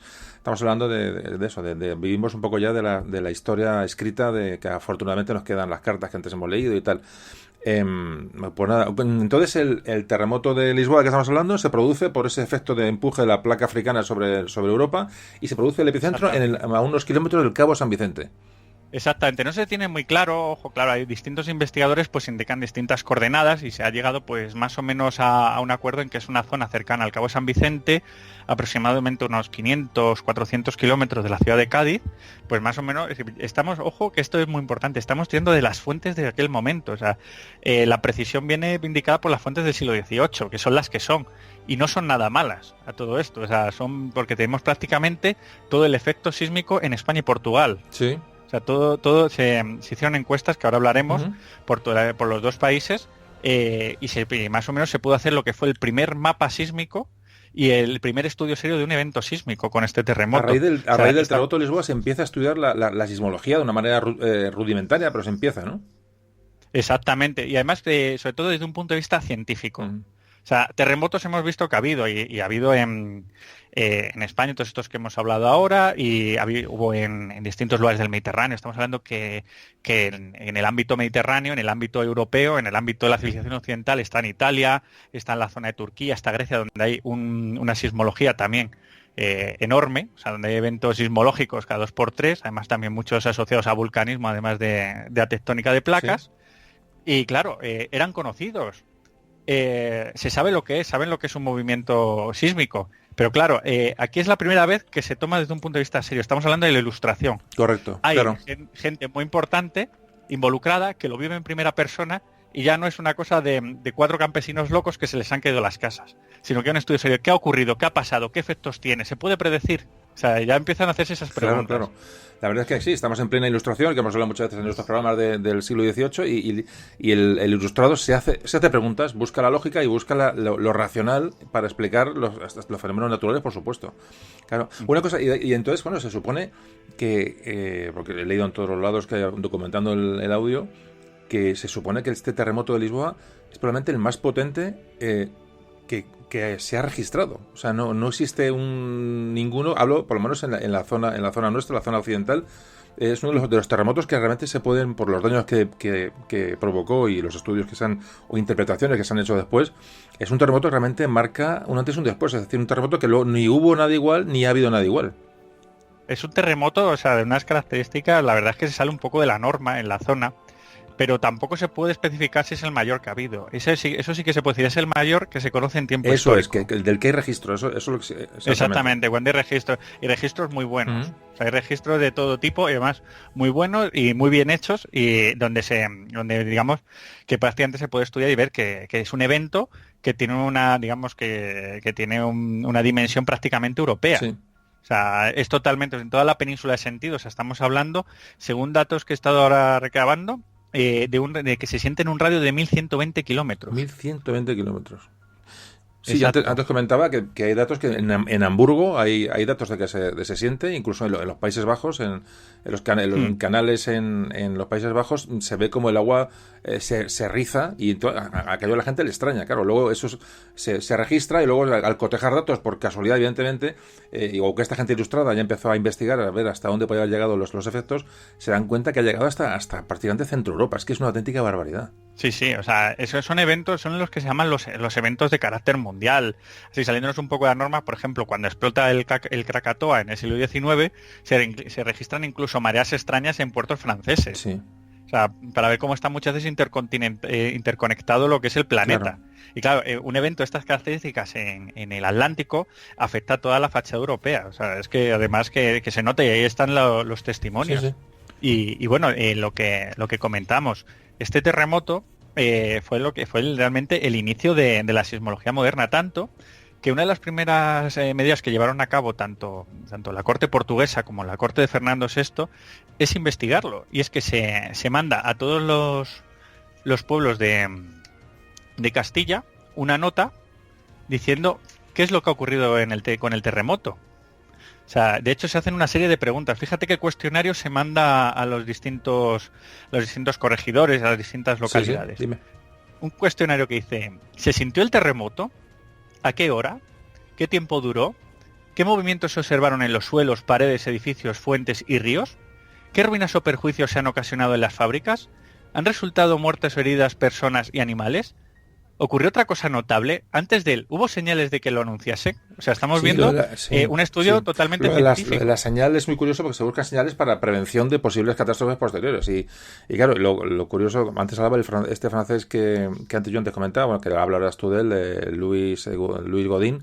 Lo que hace es intentar asociar algo previo para prevenir, es decir, a ver qué hecho ha ocurrido antes, pues si ese hecho ocurre en otro momento, pues poner en prevención a la población. Pero realmente, claro, estamos en una sismología absolutamente en pañales. Exactamente, claro, pero ya intentan hacer una investigación, claro. Llevar a cabo un estudio y ver de dónde procede este fenómeno, qué es lo que ha ocurrido aquí. Porque lo hemos observado y es algo natural, o sea, se producen efectos naturales. Entonces vamos a investigar. Y claro, bueno, luego la información que llega es de lo más divertida. O sea, algunas localidades, después de hacer su peloteo al rey, pues empiezan a inventarse que las aguas se movieron, el agua de los pozos desapareció, surgieron nuevas fuentes. Los animales, o sea, al final hay algunas fuentes que directamente las descartas porque son como en plan, pero ¿qué estás diciendo? Sí, para hacerse notar, ¿no? Exactamente, sí, como para hacer... Al final, ¿sabes lo que ocurre? ¿Qué es eso? El corregidor de la zona pues preguntaría a los alcaldes de, oye, ¿qué ha ocurrido tal? No sé qué, oye, ¿qué te ha pasado? Pues no sé qué, pues todas las vacas parieron terneros ese día, ¿sabes? O sea, las típicas cosas, entonces se van añadiendo, claro. Entonces mandaron esas notas. ¿Qué pasa? Que España es un país que tiene una burocracia tremenda. De hecho, tenemos todos estos archivos guardados, que tenemos auténticos tesoros en nuestros archivos. Y claro, todo eso está guardado y pues ha quedado ahí por la cierto, posteridad. Que antes no lo comentaba, porque tantas cosas se lee cuando se monta un podcast, leyendo sobre esto, porque más empiezas a leer y empiezas a derribarte por cosas y al final es horrible porque no te centras en el audio, es muy difícil.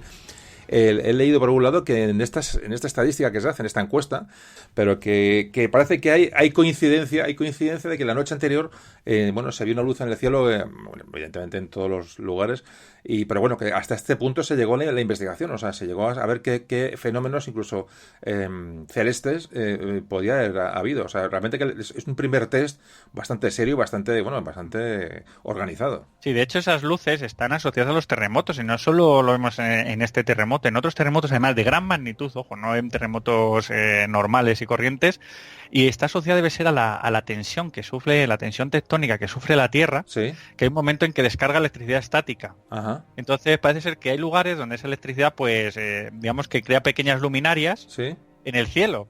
Pero claro, tampoco se han podido grabar, o sea, hay testimonios, pero no ha habido, o sea, hay estudios científicos que dicen que sí, que puede existir, sí, que aunque las rocas no transmiten bien no son conductoras buenas de electricidad, sí que puede la corteza en cierto momento y por esa tensión sísmica proyectar esa fuerza. Pero vamos, que son estudios que se hacen así un poco, pues, pero fíjate, aquí sí que pasa más en lugares muy lejanos y demás, y puede estar asociado a eso. Pero claro, el tema es que fueran anteriores al terremoto es más dudoso. O sea, seguramente fueran eventos que se produjeron a la vez y demás, y fueran confundidos en fecha, o simplemente dijeron, pues yo vi la luz, no sé qué, pues fue antes, ¿sabes? Lo típico de esta mezcla que se hace muchas veces. Claro.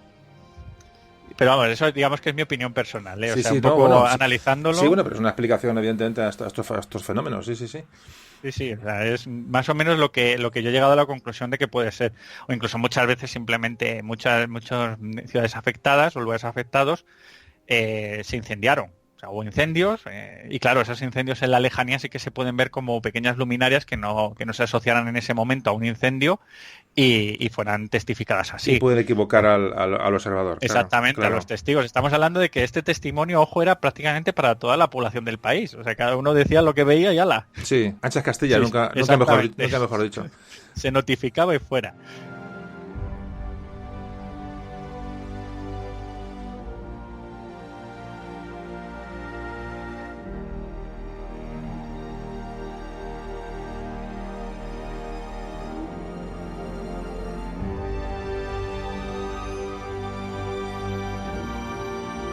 Y bueno, hablando un poco del terremoto, de las víctimas que hubo, realmente en España no hubo una gran cantidad de víctimas. Donde más hubo fue en la ciudad de Coria, pues sobre todo por la caída de la torre de la catedral. Además es que hay que indicar que el momento del terremoto no pudo ser más preciso, y es que fue por la mañana el día de difuntos, el 1 de noviembre. Claro. ¿Qué es lo que ocurre? Pues todo el mundo estaba en misa en ese momento. O sea, además, hay que ver, otra cosa muy curiosa de este terremoto son los horarios. Pues claro, cada lugar dice un horario distinto, da unas secuencias del terremoto distinto, sí. Pero claro, en esta época se regían por el sol. Uh-huh. Los relojes eran de sol y obviamente no es la misma hora en Gerona que en La Coruña. Claro. Entonces, claro, hay una diferencia sustancial. Pero básicamente, claro, también las misas se hacían a distintas horas y demás, pero la mayoría de la población estaban pues en esas horas de las iglesias. Claro, dependiendo de dónde te tocara, si la iglesia tenía una estructura sólida, pues muchas veces esas estructuras salvaron a la población o la condenaron. Claro. Ahora veremos algunos casos. Sí. Ese, por ejemplo, es el caso de Coria. Luego un caso a mí muy curioso, que por cercanía, yo que soy de Extremadura, estuve mirando, digo, a ver si sale algo de mi pueblo, pero no salía nada. Que tú eres del pueblo, del teniente... sí, de Saturnino Martín Cerezo, ¿no? Eres de su pueblo. Sí, de Miajadas. Sí, señor. De los últimos de Filipinas, para bueno. Pues alguno, no, que alguien no se acuerde. Perdona, bueno, ¿ves? Además, esa es mi calle, bueno, si él nació a 2 casas de la mía, o sea, no te digo más. Bueno, fíjate.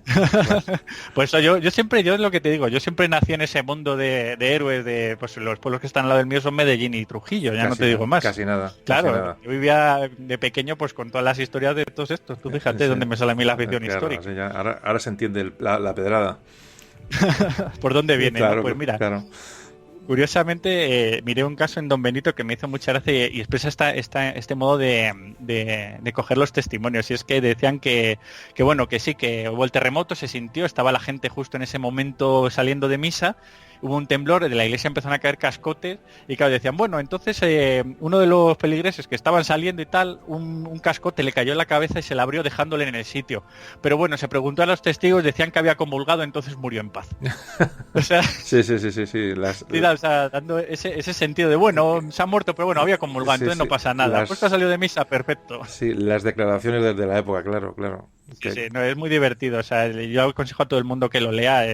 O sea, todas estas cartas que se enviaban al Consejo de Castilla narrando los efectos del terremoto, pues las hay muy entretenidas. Sí. En plan pueblo, claro. Sí. Y bueno, la mayoría de las víctimas estamos hablando, pues fueron sobre todo por caída de fragmentos, pues también sepultados por las casas. Uh-huh. Sobre todo por pánico, pues vemos que en una ciudad de esta época, cuando empieza un temblor, la gente realmente no tiene una educación sísmica. Bueno, yo creo que ahora mismo pasaría lo mismo. Y realmente pues empezarían a correr, muchas veces los caballos o las bestias de carga pues entrarían en estampida y muchos de ellos pues morirían aplastados o morirían golpeados por otras personas. O sea, la mayoría de las víctimas serían en este caso, o sea, por caída de fragmentos, por hundimientos de edificios. Uh-huh. Y por pánico principalmente. Claro. Y de hecho, luego, bueno, aquí no ocurrió, pero me imagino que en Lisboa o, como antes comentaba, en el terremoto de Lima, las muertes son luego por las posteriores enfermedades producidas por los cadáveres en descomposición, enfermedades, hambrunas y epidemias generales, claro, que se producen cuando afecta el terremoto a una zona muy, muy concreta y muy habitada, claro. Claro, exactamente. Ahí está. Ese es el caso de las ciudades, porque en esta época la mayoría todavía de la población era una población campesina. Entonces, digamos que el efecto del terremoto sobre esas infraestructuras no era tan crítico como puede ser en una ciudad como Lisboa, donde al perder, digamos, todo lo que sería el suministro de agua o el suministro de alimento constante, pues empezaban las epidemias y empezaba a verse afectada la vida. Yo imagino que cómo tiene que ser. Vale, en una ciudad, digamos, que la gente se encuentra, bueno, unos y otros, pues uno busca consuelo en el vecino, consuelo, yo qué sé, pues en el párroco, en sus creencias, en Dios sabe qué. Pero esto le pasa pues, a uno que está, un agricultor de medio de la Mancha, que sintiera este temblor tan tremendo durante, además se habla que duró 7-8 minutos, que es muchísimo. ¿Qué pensaría esta gente? O sea, yo que me cuesta meterme en la cabeza. Cuando empieza a temblar la tierra durante tantos minutos, Dios mío, ¿qué pasaría por la mente de aquellas personas, ¿no? Y eso que estamos en el siglo XVIII, que digo que estamos hablando ya de temporadas, de tiempos avanzados, pero intentando meterme en la cabeza de aquellas personas, madre mía, tuvo que ser tremendo. A ver, la mayoría de la gente no tendría ni idea de lo que estaría ocurriendo. O sea, si tú fíjate, vamos a extraernos al caso de Madrid. No sé si recuerdas aquel pequeño terremoto que hubo de Osa de Montiel. Bueno, o sea, la gente se volvió loca, no entendía qué pasaba. Escucha. Es que te voy a contar lo que a mí me pasó. Cada uno tendrá su anécdota, yo la cuento aquí. Yo estaba ese día, entró mi mujer a una consulta médica, no hay aparcamiento, lo típico. Se bajó, entró a la consulta, yo me quedé en el coche aparcado, me iba en doble fila, donde pude, en una esquina, en el coche por si alguien salía y tal. Y recuerdo que estaba, pues era por la tarde, y en esto noto que aquí me zarandea el coche. Y digo, a un gracioso que me ha visto aquí, a un amigo, ¿sabes? Que me ha visto aparcado y me ha movido el coche. Pues, de hecho, miro por los retrovisores y digo, mira, se ha escondido. O sea, yo estaba convencido de que alguien me había zarandeado el coche, pero convencido que me bajé a ver quién se había escondido detrás. Digo, estoy un bromista. Y cuando me bajo y no había nadie, y me quedo así, digo, bueno, ¿y qué ha pasado? Y ya me meto en el coche diciendo, pero claro, tu reacción ante este evento no es lógica, es decir, alguien me ha hecho una broma. Claro. Es decir, tú lo asimilas a algo que conoces. Claro, no estamos acostumbrados a esto, y esto nos puede llevar a una catástrofe si un día ocurriera algo parecido. Es lo que yo ese día saqué en conclusión. Yo buscando al bromista que me había meneado el coche. Y que claro, y cuando ya en la radio dicen que ha habido un tal, digo, o sea, que ha movido el coche hasta que yo he notado como que alguien me lo estaba moviendo, o sea, fue una cosa pequeña, que tuvo que ser aquello, que tuvo que ser aquello durante 7-8 minutos es que no me lo puedo ni imaginar. Bueno, habrá gente, algún oyente que habrá experimentado seguro un terremoto, seguro, porque hay gente de todas las procedencias y lugares, pero yo creo que debe ser una de las sensaciones más terroríficas, y sobre todo el ruido. El ruido, dicen los que han experimentado terremotos, que no todos, pero muchos tienen un ruido previo tipo crujido o tipo cañón o tipo tal, que dicen que es lo que más asusta. Bueno, es por lo menos lo que cuenta la gente que da testimonio de esto, ¿no? Sí, tiene que ser tremendo. A mí es que ahora mismo se me están ocurriendo pues momentos como el terremoto de Lorca, otro igual. O sea, tú ves las grabaciones que hay en ese momento cuando hay que la gente no sabe lo que ocurre. O sea, esta gente en un bar y se agarra la barra como puede porque ¿qué está pasando? Claro, que más tarde esos segundos que tardas en reaccionar y salir a un espacio libre o tal pueden ser fatales, claro, porque no estamos preparados. Sí. Sí, ahora explicamos un poco porque lo hablaremos más adelante porque es esa circunstancia. Pero bueno, si quieres hablamos un poco de los efectos del terremoto. Sí, dime.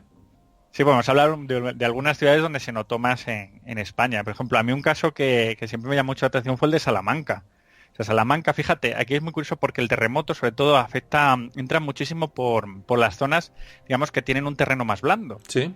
Por los valles, o sea, por los grandes valles fluviales. O sea, entró principalmente por el Valle del Tajo, el del Guadalquivir y el del Duero.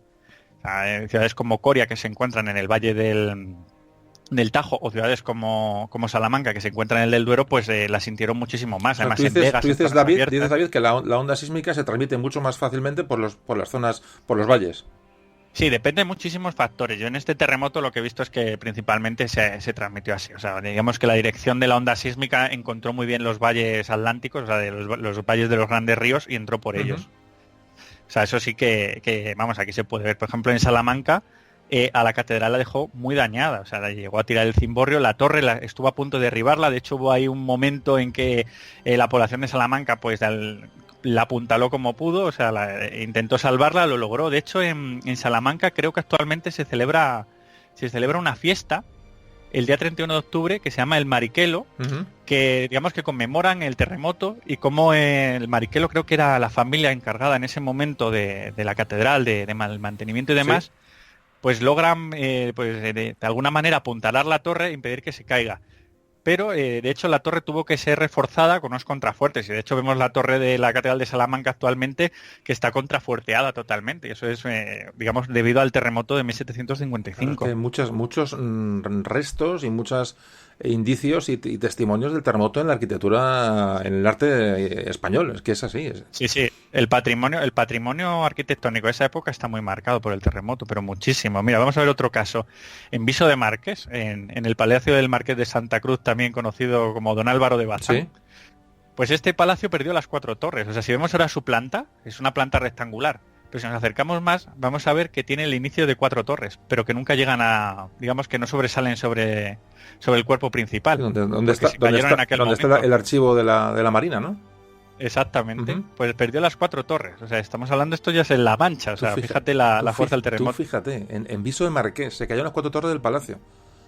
Sí. Es tremendo, más evento. Mira, se me está ocurriendo uno cuando una vez que estuve en la provincia de Cádiz, en Vejer de la Frontera, pues andando por allí nos explicaron que la torre tiene, digamos, la torre de la iglesia tiene, digamos, una raja enorme, una grieta enorme. ¿Sí? Esa es la grieta del terremoto de 1755. Fíjate. Esa grieta la tienen muchísimas iglesias de nuestra geografía, muchísimas torres. Esa grieta, además grapada, porque luego le pusieron grapas de hierro para asegurarla, la tienen muchísimas iglesias. O sea, es una cosa tremenda. Sí, dejó su sello el seismo aquel de Lisboa. Fue bastante serio. Sí, por eso estamos tratando el tema. Alguien puede pensar, bueno, qué tema más raro de historia de España y tal. Es que realmente aparte es un tema un poco diferente al que solemos tratar, pero evidentemente las secuelas y la huella que dejó aquel terremoto, tanto físicas en la arquitectura, tanto psicológicas en la gente y en los pensadores de la época de los ilustrados, y luego lo que produjo, lo que tú antes has comentado muy bien, que es el inicio de la investigación de la sismología, ¿no? Y hay un antes y un después, ¿no? Después de esta catástrofe, ¿no? Que fue una auténtica catástrofe. Lo que pasa que, bueno, que estos son temas un poco más, parece un poquito más lejanos a la historia que siempre contamos, pero a mí me parece muy interesante porque más relaciona, lo que siempre digo, la geografía y lo que es el planeta Tierra, ¿no? con la vida del hombre y con la historia del hombre, que eso que me ha gustado siempre relacionar. Así que bueno, ya me he ido por las ramas, te corto, que estabas contando ejemplos y casos de... Sí. Nada, no te preocupes. Y nada, por ejemplo, tenemos el caso de Coria, que además de en el momento de estar celebrándose la misa en la catedral y caer la torre sobre los que se estaban congregados allí, pues produciendo el mayor número de víctimas en una ciudad en España a consecuencia del terremoto, ojo, del maremoto, del terremoto. Aparte de eso, el terremoto de alguna manera consigue desviar el río Alagón. O sea, si vamos a Coria es una ciudad además de origen romano, con una muralla de estas potentes, con esos sillares de piedra romano, nada de mampostería medieval. Sí. O sea, una ciudad preciosa. Pues tú lo primero que ves es un puente que pasa sobre una huerta. Y dices, ¿pero qué narices hizo el puente? De hecho, ahí está lo de, no sé si es el famoso refrán del tonto de Coria, ¿no? Sí. Que dicen del tonto de Coria que hizo el puente que no tenía río. Pues no fue eso, realmente. Lo de Coria fue que el río Alagón pasaba por allí, y el río Alagón, ahora mismo tú en cualquier imagen aérea que todos podemos ver en Google Maps o en cualquier otra parte, vamos a ver que el río no pasa por allí ya. Que hay un puente romano, o sea, un puente medieval de origen romano que cruza sobre una huerta donde no hay ningún río ahora mismo. Fíjate. Y es que desvió las aguas, o sea, claro, arruinó completamente esa ciudad, porque esa ciudad dependía de un puente para el comercio y demás, y lo sacó de allí, y tuvo que hacerse mucho tiempo el tránsito pues, a través de ese río en embarcaciones y demás. Joder, fíjate que lo que decimos, cómo influye, ¿verdad? Qué caso más curioso. No sé ya lo del puente de Coria, fíjate, qué curioso. Sí, no es. Claro, yo como soy extremadura sí me gusta mucho curiosear. Es que allí sí, la verdad es que tuvo muchísimos efectos. Es una zona también muy deshabitada, pero tiene ciudades antiguas tipo Trujillo, Guadalupe y demás que son enormes. Y la verdad es que todas estas ciudades, pues claro, tenían también, digamos, un gobierno importante, claro, que dieron nota de lo que ocurrió allí. Además, Además, pues, aquello es la zona más cercana al epicentro, ¿no? Toda la zona. Claro. Sí. En el valle del Guadiana y del Tajo, además por donde impactó muchísimo. Pero es lo que estamos hablando, de ciudades donde, por ejemplo, en Coria, donde el terremoto tuvo muchísimos efectos, pero luego otras ciudades a lo mejor como Mérida, donde no hubo tanto. Uh-huh. O sea, es un poco, digamos, se debe a varios factores la entrada de la onda sísmica. Uh-huh. Bueno, el caso de Sevilla también muy conocido, sobre todo en la crisis inmobiliaria que produce, porque digamos que muchísimas casas de Sevilla caen, o sea, es una ciudad ya muy importante, digamos que podemos asimilarla también como al caso de Lisboa, o sea, ciudades de primer nivel, con grandes infraestructuras, con mucha población, y claro, hay todo tipo de viviendas, muchas de estas viviendas pues ni de lejos tenían medios antisísmicos, pues cayeron, claro, y aquí lo que se produjo fue una crisis inmobiliaria del copón, o sea, empezaron a faltar muchísimas casas para la población que hubo y el Cabildo tuvo que regular un poco todo lo que son los alquileres. Vemos aquí una crisis inmobiliaria sísmica debido a un terremoto. Y bueno, así más ejemplos. Por ejemplo, las torres de muchas catedrales cayeron. Tenemos la catedral de Valladolid, que perdió su torre. Antes lo comentábamos, sí. Sí. La de Astorga perdió una de sus torres. De hecho, ahora mismo, si vemos la catedral de Astorga, vamos a ver una torre de un color y otra de otro. Es cierto. Porque perdió una torre en ese terremoto. O sea, vamos viendo cómo el patrimonio está totalmente marcado. Tampoco sé lo de Astorga. De hecho, por Astorga pasó últimamente, bueno, cuando hice el Camino de Santiago, me acuerdo que me fijé en eso. Estuve el verano antes con mi mujer y también me fijé en la torre. Yo no tenía ni idea que era el terremoto de... Fíjate, qué curioso. Fíjate, Astorga, donde estamos hablando de Astorga, que eso ya estamos hablando ya de una lejanía importante del epicentro. Y se cargó la torre de la catedral. Qué barbaridad, qué barbaridad. O sea, solían dañarlas. Son terremotos estas características, ¿sabes? Son torres muy antiguas, son torres pues que tenían ya un tiempo, entonces sí que las dañaban y muchas tenían que acabar de derribarlas, es que no había manera. Entonces también, por ejemplo, otro caso, el castillo de Calatrava la Nueva se acabó de abandonar en esta época porque lo dejó medio en ruinas. Ya los castillos pues se utilizaban más como residencias nobiliarias de segundo orden y demás, ya no tenían tanto esa función defensiva y muchos tuvieron que ser abandonados porque acabaron totalmente arruinados. Sí. Luego vinieron los franceses y acabaron de arruinarlo. Esa es otra historia. El remate. Y bueno, estos son así un poco los efectos que se dieron en lo que son las infraestructuras urbanas y demás. Pero luego también hubo otro tipo de efectos, los efectos en la naturaleza. Se provocaron deslizamientos de tierra, o sea, las laderas empezaron a caer. O sea, de hecho, una de las cosas que se vio clara es que las poblaciones que se encontraban en laderas corrían mucho más peligros que las que se encontraban en un llano. Uh-huh. Por esto, grietas en el terreno, las típicas grietas que aparecían. Luego también procesos de licuefacción de materiales, que esto es, por ejemplo, sobre todo, esto es muy muy peligroso si se da en una ciudad. Eso siempre cuando ha habido estos fenómenos cuando he leído sobre sismología y tal, esto se produce porque se calienta el terreno por debajo o por el rozamiento o por qué. A ver, más que nada es que las características del material cambian de pronto. O sea, hay tal movimiento que, por ejemplo, si un edificio está construido sobre arenisca o sobre caliza, eso tiene una composición. Uh-huh. Pues esa composición cambia, o sea, empieza a cambiar digamos que empieza a tener un comportamiento más plástico. No es que se vuelva líquido, sino que se convierte a lo mejor en más endeble. Y los edificios están construidos para un material, están construidos con un peso para que el material sobre el que esté construido el aguante, pues al cambiar esas características, el edificio cae, o sea, pero cae entero. No es que se quede una pared ni nada, sino que se vuelca. Eso, por ejemplo, lo vimos en los terremotos que hubo en Turquía en los años 90, que además los turcos tuvieron la genial idea de construir muchos de esos edificios con arena de mar en vez de arena de río. Y claro, la arena de mar en el terremoto se comportó con procesos de licuefacción y muchos edificios de 10, 12 plantas cayeron, pero vamos, pero vamos, enteritos. Sí, claro. Es que se derriten los cimientos. Claro, el cimiento, digamos, que no tiene dónde sostenerse y es que se cae. O sea, pues imagínate, es como si tú vas caminando hacia una piscina y vas caminando y sigues caminando normal como si fuera agua, pues caes así. Claro. O sea, sobre el agua como si fuera la tierra. O sea, es que caes de bruces, así. Y bueno, y uno de los efectos naturales, además más conocidos y más famosos, debido a este terremoto, fue el famoso maremoto tsunami. Uh-huh. Que bueno, si quieres explicamos un poco la génesis. Sí, lo que te voy a preguntar porque hemos hablado de Cádiz, el tsunami de Cádiz, el que ocurre en Lima, que el puerto del Callao lo borra de la faz de la tierra. Y sí, la pregunta es, como antes te he preguntado qué es un terremoto, bueno, qué es un tsunami o qué es un maremoto y cómo se produce ese efecto, esa ola, ¿no?, gigantesca. Sí. No te dejo preguntar. No, escucha, yo estoy escuchándote yo, como siempre digo, cuando traigo un invitado y tal, y yo a veces que me olvido hasta de participar porque soy un oyente más, o sea, realmente me encanta que me hagan el trabajo, que ya de vez en cuando también me lo merezco.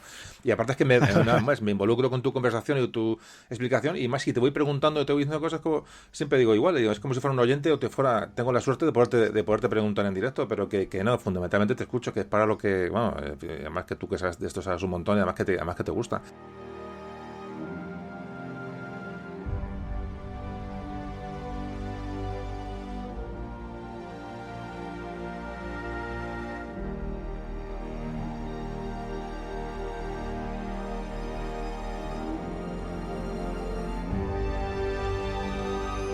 Bueno, cuéntanos lo del tsunami, que eso me parece muy interesante. Bueno, pues la génesis del tsunami básicamente consiste en, cuando habíamos hablado del terremoto, hemos dicho que había un epicentro, pues ese epicentro, imagínate que se encuentra en la superficie marina. La onda sísmica en este caso se convierte en una oscilación marina, o sea, esa onda choca contra lo que sería la superficie acuática, y esa misma onda sísmica que se transmitía por tierra, que hablamos del terremoto, repercute en el mar. O sea, hace que el agua de pronto coja ese efecto. O sea, básicamente como si tú tiraras una piedra a un río, esa onda que sale, pues imagínate que sacas un pedrolo del río igual, así que a esa misma velocidad. Eso es lo que se produce. O sea, produce una onda que va, digamos, que se expande a partir del epicentro. ¿Qué ocurre? Que se expande a una velocidad terrorífica. Una velocidad terrorífica. He estado escuchando datos de incluso entre 600 y 800 kilómetros en las primeras fases. Sí. Claro, estamos hablando de que este maremoto se produjo aproximadamente a unos 400, 500 kilómetros de la ciudad de Cádiz. Claro, vamos a hablar un poco, si quieres, de lo que ocurre en Cádiz para ver cómo es el efecto de un maremoto, que va a ser mucho más... Pon el ejemplo de Cádiz, además que antes, como lo he narrado un poco, lo que es los testimonios y lo que es el relato a pie de obra, ¿no? Pero técnicamente, pues nos falta tu aclaración. Sí, cuéntalo, sí, por favor. Claro. Pues tenemos, hay un momento que hay un terremoto, o sea, estamos entre las 10 de la mañana, entre 10 menos 10 de la mañana, hay un terremoto terrorífico, claro, la gente reacciona de distintas maneras, se echan a la calle. Claro, en ese momento en la ciudad no se sabe si es un fenómeno local o si ha ido más allá. ¿Qué es lo que empieza a ocurrir? Que la gente instintivamente, quien tiene negocios allí, quien tiene familia, pues tarda mucho más en reaccionar, se queda en la ciudad, intenta buscar a sus seres queridos, saber qué hacen, dónde ha habido más daños, dónde ha habido más efectos, qué es lo que está ocurriendo, o sea, se crea ese movimiento, pero la gente que realmente no tiene allí vida, sobre todo los comerciantes y gente que está allí de visita, lo primero que hacen instintivamente es salir de la ciudad. Recordemos que es el día de Todos los Santos. Exactamente. Es importante el dato, estamos hablando de Cádiz. Ojo, la ciudad donde llega la flota de India, la ruta comercial más importante del planeta en aquellos momentos. Hay gente de todos los lugares de Europa. Sí. O sea, es una ciudad totalmente cosmopolita. Claro, y ocurre este fenómeno que mucha gente intenta salir de allí. El único camino para salir de Cádiz por tierra es lo que se conoce como el arrecife, vamos, que es una lengua de arena que une Cádiz con la isla del León, que está cerca de San Fernando. O sea, es una zona de marismas muy bajas. Pero bueno, entonces la gente empieza a salir en masa de la ciudad, empieza a organizarse, se empiezan a ir y claro, ¿qué es lo que ocurre? Pues hay un momento dado en que Cádiz, si la gente ha estado, la gente de allí seguro que lo conoce, está llena de torres que utilizaban las compañías comerciales para avistar si venían pues los barcos de la flota y demás. O sea, digamos que es una ciudad comercial, una ciudad pues con esos intereses y demás. Entonces muchos de los comerciantes pues subieron sobre todas estas torres pues para ver qué daños había habido en la ciudad, qué es lo que había ocurrido principalmente y demás. Entonces parece ser que un comerciante inglés subido en una torre de pronto visualiza al fondo en el mar una muralla blanca. ¿Qué es lo que ha ocurrido? Ocurre que el tsunami en aquel momento pasa de la plataforma marina a la plataforma costera.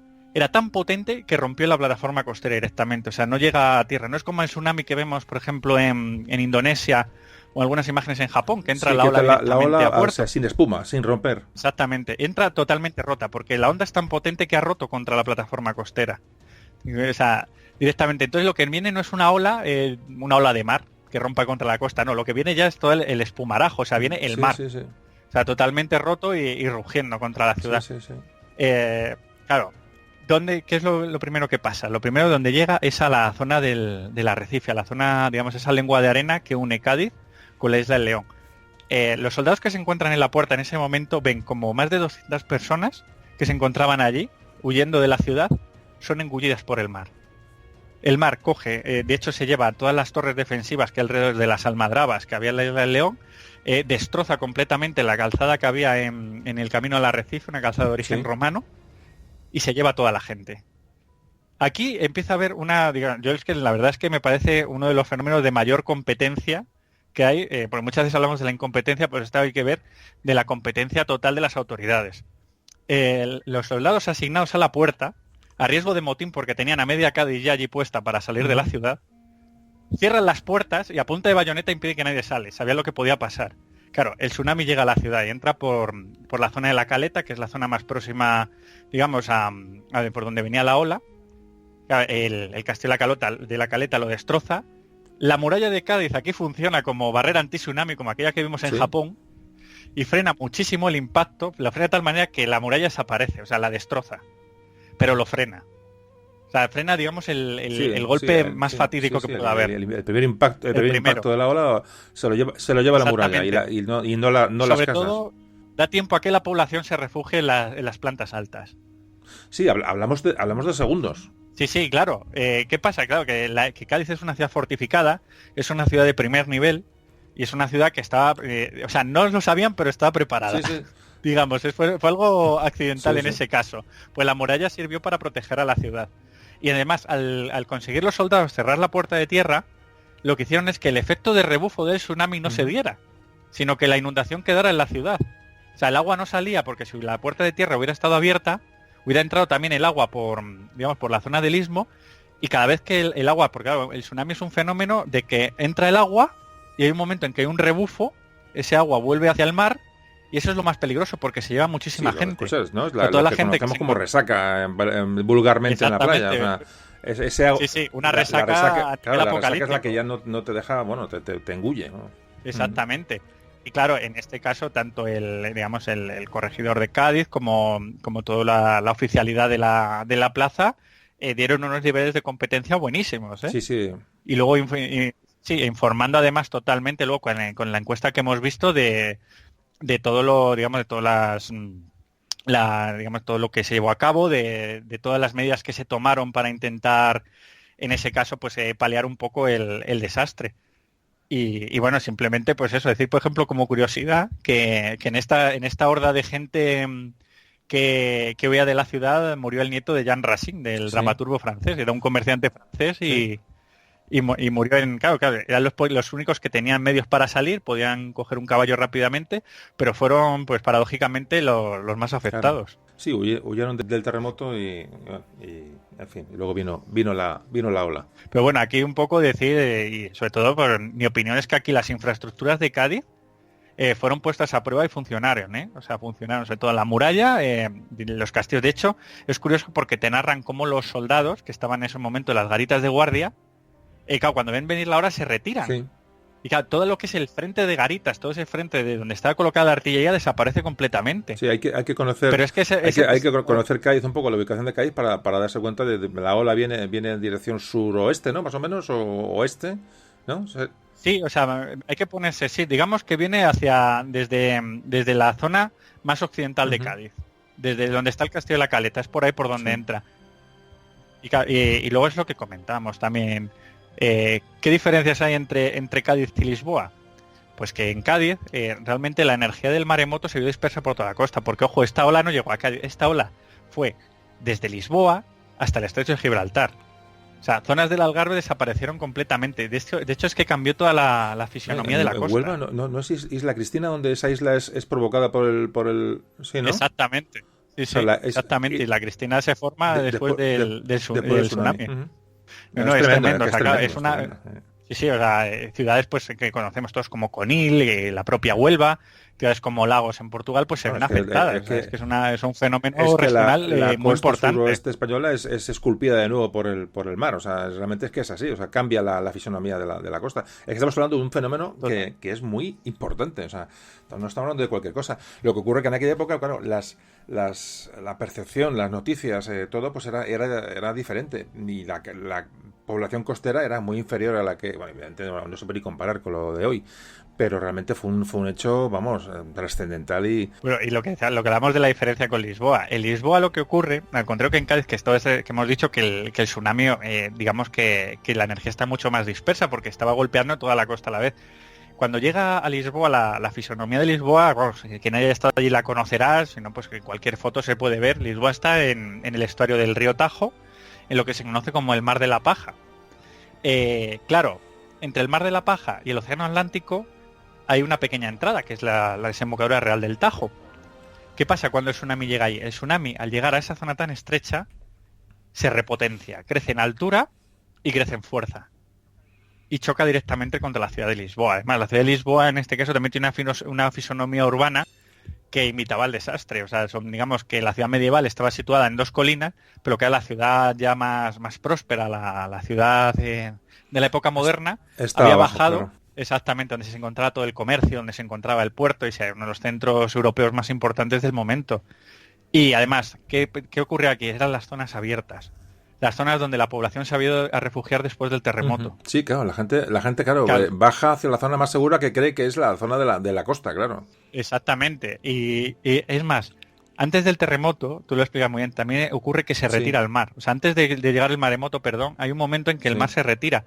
Esta gente que estaba en esos momentos de una situación, pues eso, con un estrés, ha habido un terremoto, se han perdido muchas casas y demás, de pronto empiezan a ver como el mar alrededor del puerto desaparece.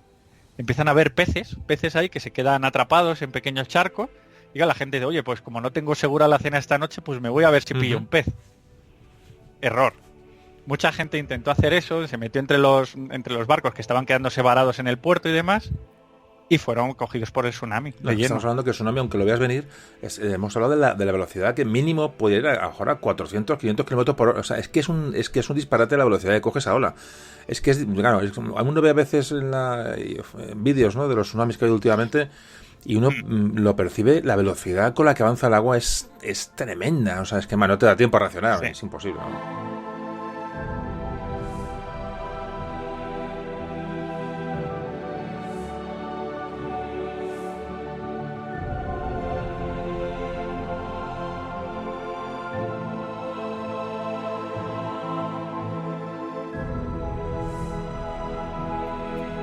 Además es que te engaña, porque tú el tsunami te esperas, o sea, tú la imagen que tienes, va a venir una ola gigante, voy a ver una ola de 10 metros, que la voy a ver de lejos y voy a salir corriendo.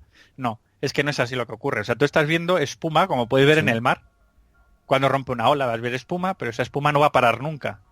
Porque a lo mejor es una ola que te empieza a llegar en 4, 5, 6, 7 metros, ¿sabes? Al principio, pero es que tiene una profundidad de ola a lo mejor cientos de kilómetros. O sea, te quiero decir, el mar no baja hasta que todo ese agua ha entrado en la tierra. Y retrocede, que es el peor momento encima. Que es el peor momento. Y encima no es uno, porque son varias olas. De hecho en Cádiz están contabilizadas 4 o 5 olas. De hecho, la gente hasta que no llega la noche no se tranquilizan más o menos porque creen que eso va a ser... Claro, no entienden lo que está pasando. Entonces, claro, no entienden las ondas, ni entienden que eso vaya decreciendo, ni entienden nada. Ellos esperan que eso pueda ocurrir en cualquier momento, otra vez otra cosa parecida. Nah, es terrorífico. Es terrorífico además encima con el desconocimiento. Eso todavía es peor. O sea, el hecho es grave, pero si ya el miedo luego que te deja y la incertidumbre, si no conoces un poco el hecho geológico, es que ya te tiene en vilo para toda tu vida, realmente. De hecho, en Lima antes comentaba que pasó eso. La gente ya vivió en un estado de estrés continuo toda su vida. O sea, en cuando había el más mínimo señal de algo, la gente ya se asustaba porque recordaban lo que había pasado. Es tremendo, sí. Uh-huh. No, fue apoteósico. O sea, es uno de los fenómenos. Además, tenemos la suerte de tener muchísimos testimonios de esa época de cómo lo vivieron y ver lo que ocurrió, y sobre todo en esas ciudades está marcado a pie de calle. O sea, tanto en lo que es la imaginería popular, religiosa y demás, lo tienen totalmente marcado, sí, bueno, el fenómeno. Hay multitud de marcas en los sitios, de hechos que se produjeron, de milagros, de... Sí, o sea, eso afectó a la gente, pero en todo, en toda la dimensión. Es tremendo, el terremoto de Lisboa concretamente es un hecho tremendo. Sí. Bueno, en Lisboa, de hecho, fue tan digamos, el maremoto fue tan decisivo para la historia de la ciudad que cambió toda su fisonomía. O sea, si vemos el centro de Lisboa ahora mismo, lo que es la Plaza del Comercio y todas las calles hasta la Plaza del Rocío, es todo, digamos, un ensanche ya planificado totalmente de la Ilustración, totalmente del siglo XVIII por el Marqués de Pombal para reconstruir todo aquello que destruyó el tsunami. Sí, Lisboa es una ciudad totalmente nueva. O sea, además tiene muy marcada esa fisonomía urbana entre la zona baja, arrasada por el tsunami, y la zona alta que se salvó, la zona de la catedral y el castillo de San Jorge. Y entonces, David, yo ahora mismo ya creo que ya estamos acabando el audio. Mi otra pregunta que se me ocurre ya fuera del proceso histórico, bueno, sí, también es historia y también es interesante. ¿Esto puede volver a ocurrir? Sí. Que esto se repite, es decir, tiene una cadencia de años en que esté estudiado, que obviamente no se sabe cuándo, pero lo mismo que se sabe de que la falla de San Andrés volverá a dar un disgusto gordo. ¿Esto puede ocurrir otra vez? Porque claro, en San Vicente ya era el segundo terremoto que ocurre en la misma zona. Es decir, esto primero, puede volver a ocurrir en el mismo lugar y luego, si estamos preparados o no, eso ya es una pregunta que tampoco te corresponde a ti contestarla, pero te la pregunto así a modo particular. Bueno, pues te voy a responder a las dos preguntas. La primera, ¿va a volver a ocurrir? Sin duda. O sea, totalmente sin duda. Ahora vamos a explicar un poco por qué. Y si estamos preparados, pues te puedo decir que he estado investigando y sí que existen planes. De hecho, ahora los comentaremos un poco. Empezamos, si quieres, por qué digo que sin duda se va a repetir. Vale, aquí hay una cosa muy curiosa con este terremoto, y es que creo que lo comentábamos cuando empezamos a verlo para hacer el programa, y es el periodo de recurrencia. Este no es un terremoto que se produzca de forma generacional. O sea, por ejemplo, esto quiere decir, por ejemplo, si tú estás en Japón, la población de Japón, la gente de 70, 80 años, vivió terremotos, como el terremoto de Kanto en el año 23, creo que fue, o la generación anterior vivió el terremoto de Kobe, antes del terremoto este último que ha habido enorme del tsunami que conocemos todos, con los efectos de Fukushima y demás. ¿Qué pasa? Que ellos están mucho más concienciados, es una población totalmente concienciada. Esto pasa, por ejemplo, también en Indonesia, en zonas de India, en zonas del Pacífico y demás.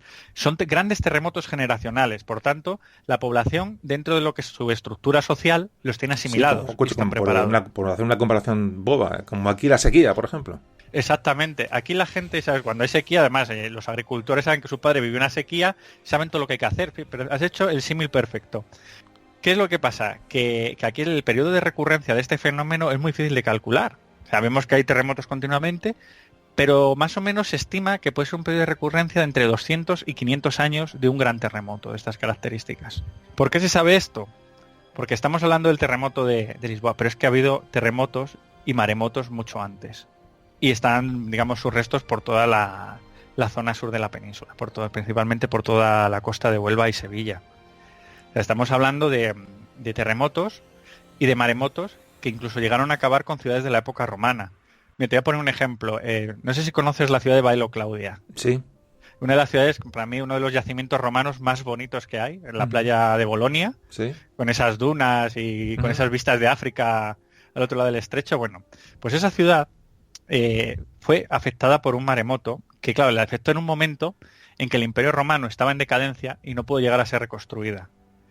En esa ciudad, si nos fijamos, vamos a ver que lo que es la calzada romana tiene las ondas de impacto de un terremoto. Vemos transgresiones marinas a lo largo, pero esto sí que te puedo explicar porque sí que he estado con algún experto que conozco que nos lo estoy explicando por allí. Tiene transgresiones marinas. ¿Qué es eso? Transgresiones marinas son, digamos, material marino. Porque has soltado el palabra, ya te ibas de rositas. Ya te iba a coger.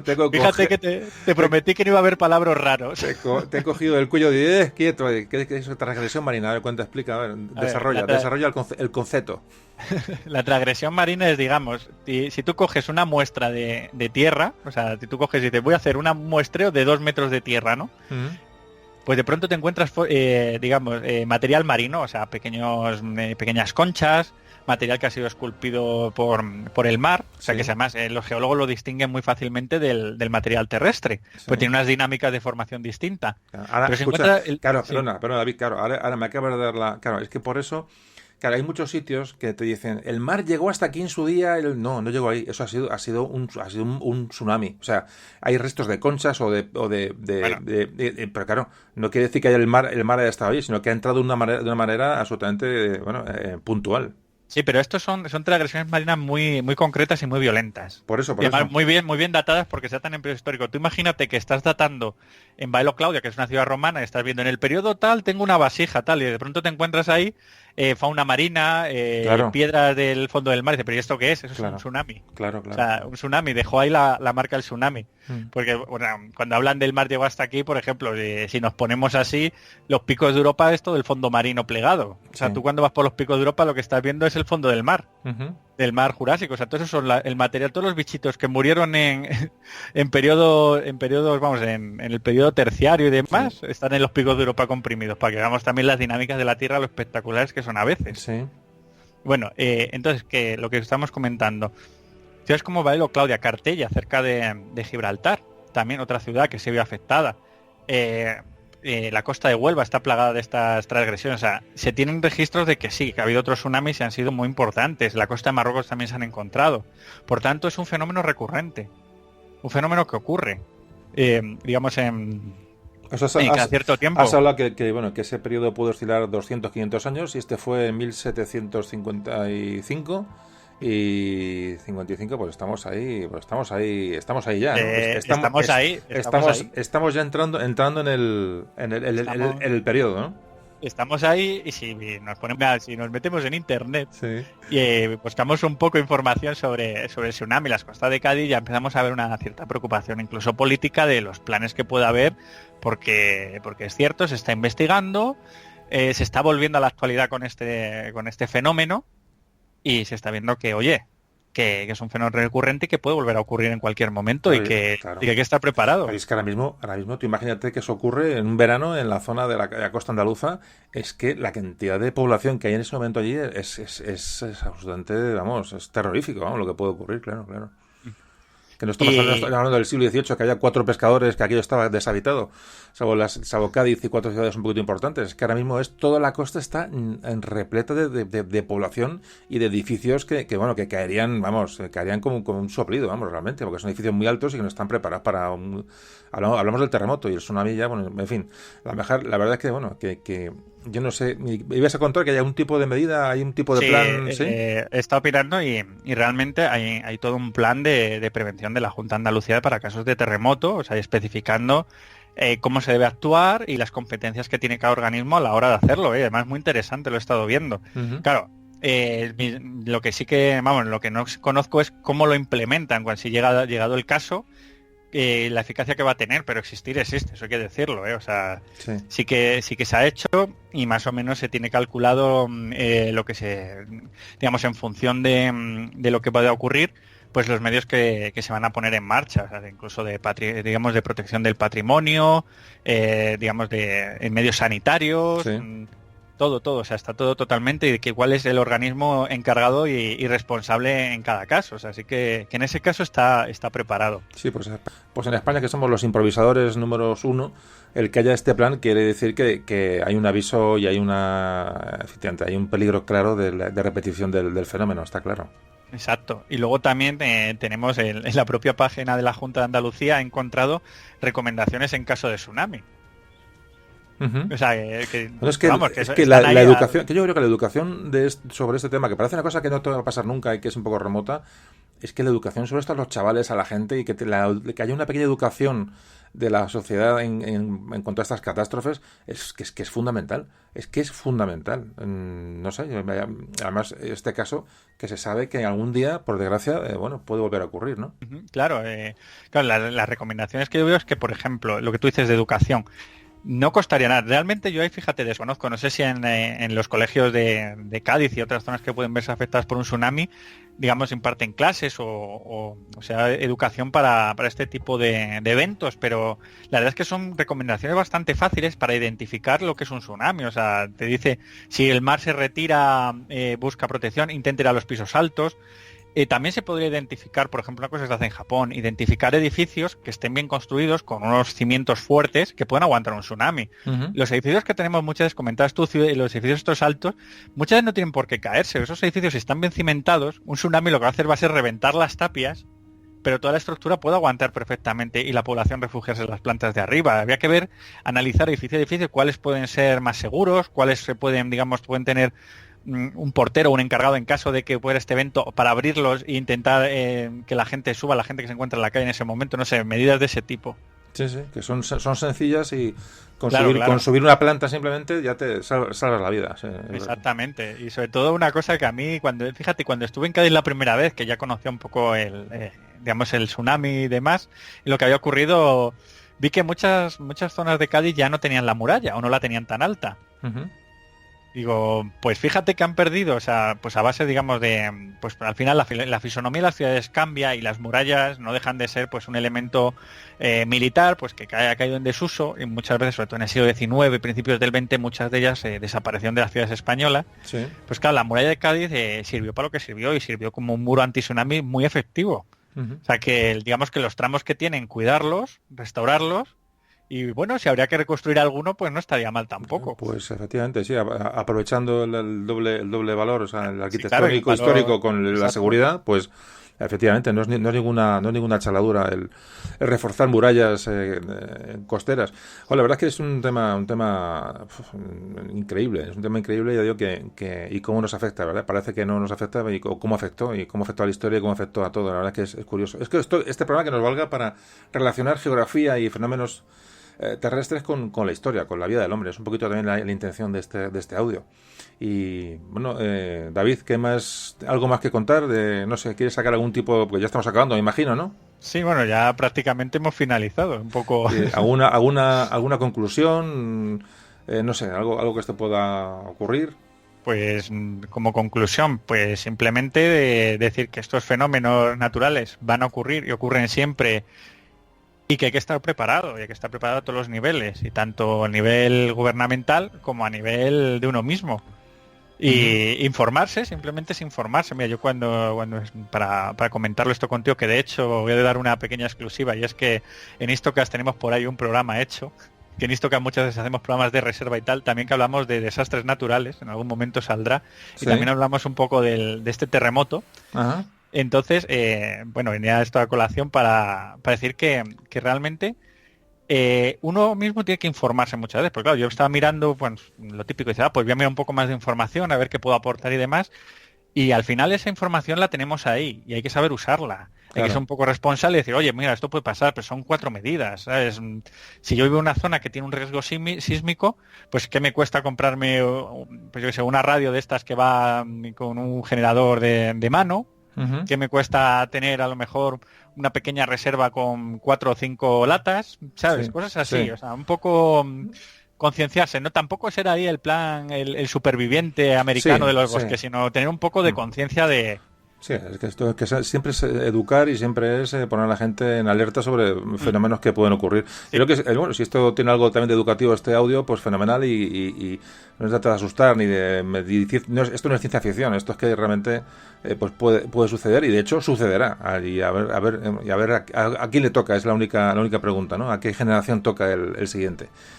Pues nada, David, oye, pues joder, muchísimas gracias. Yo lo único es por decir a la gente que Que poco más, que hasta aquí ha llegado este nuevo capítulo de nuestra historia, que bueno, hoy nos hemos vuelto a poner sobre todo en el lugar de aquellas gentes, ¿no?, que tuvieron que soportar los efectos de la naturaleza en este caso, y que no encontraban aquello una explicación racional, lo que hace bueno, más terrorífico todavía el fenómeno. Los terremotos de Lima y Lisboa pues sumieron a la población y a la sociedad de aquella época en un pesimismo y de una desconfianza, ¿no?, que influyeron en pensadores, en filósofos del siglo XVIII.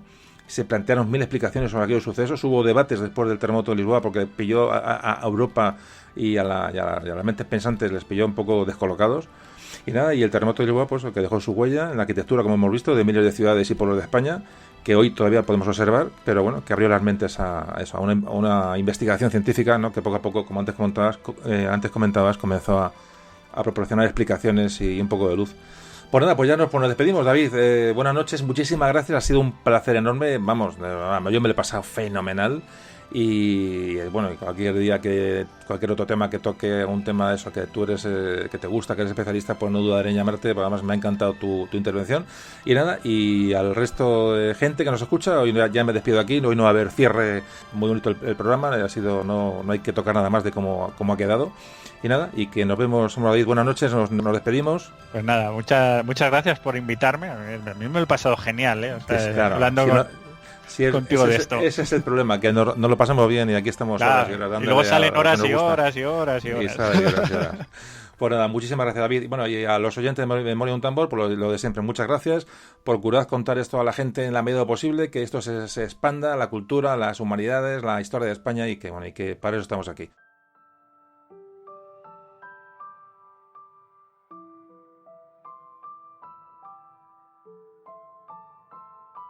Memorias de un tambor.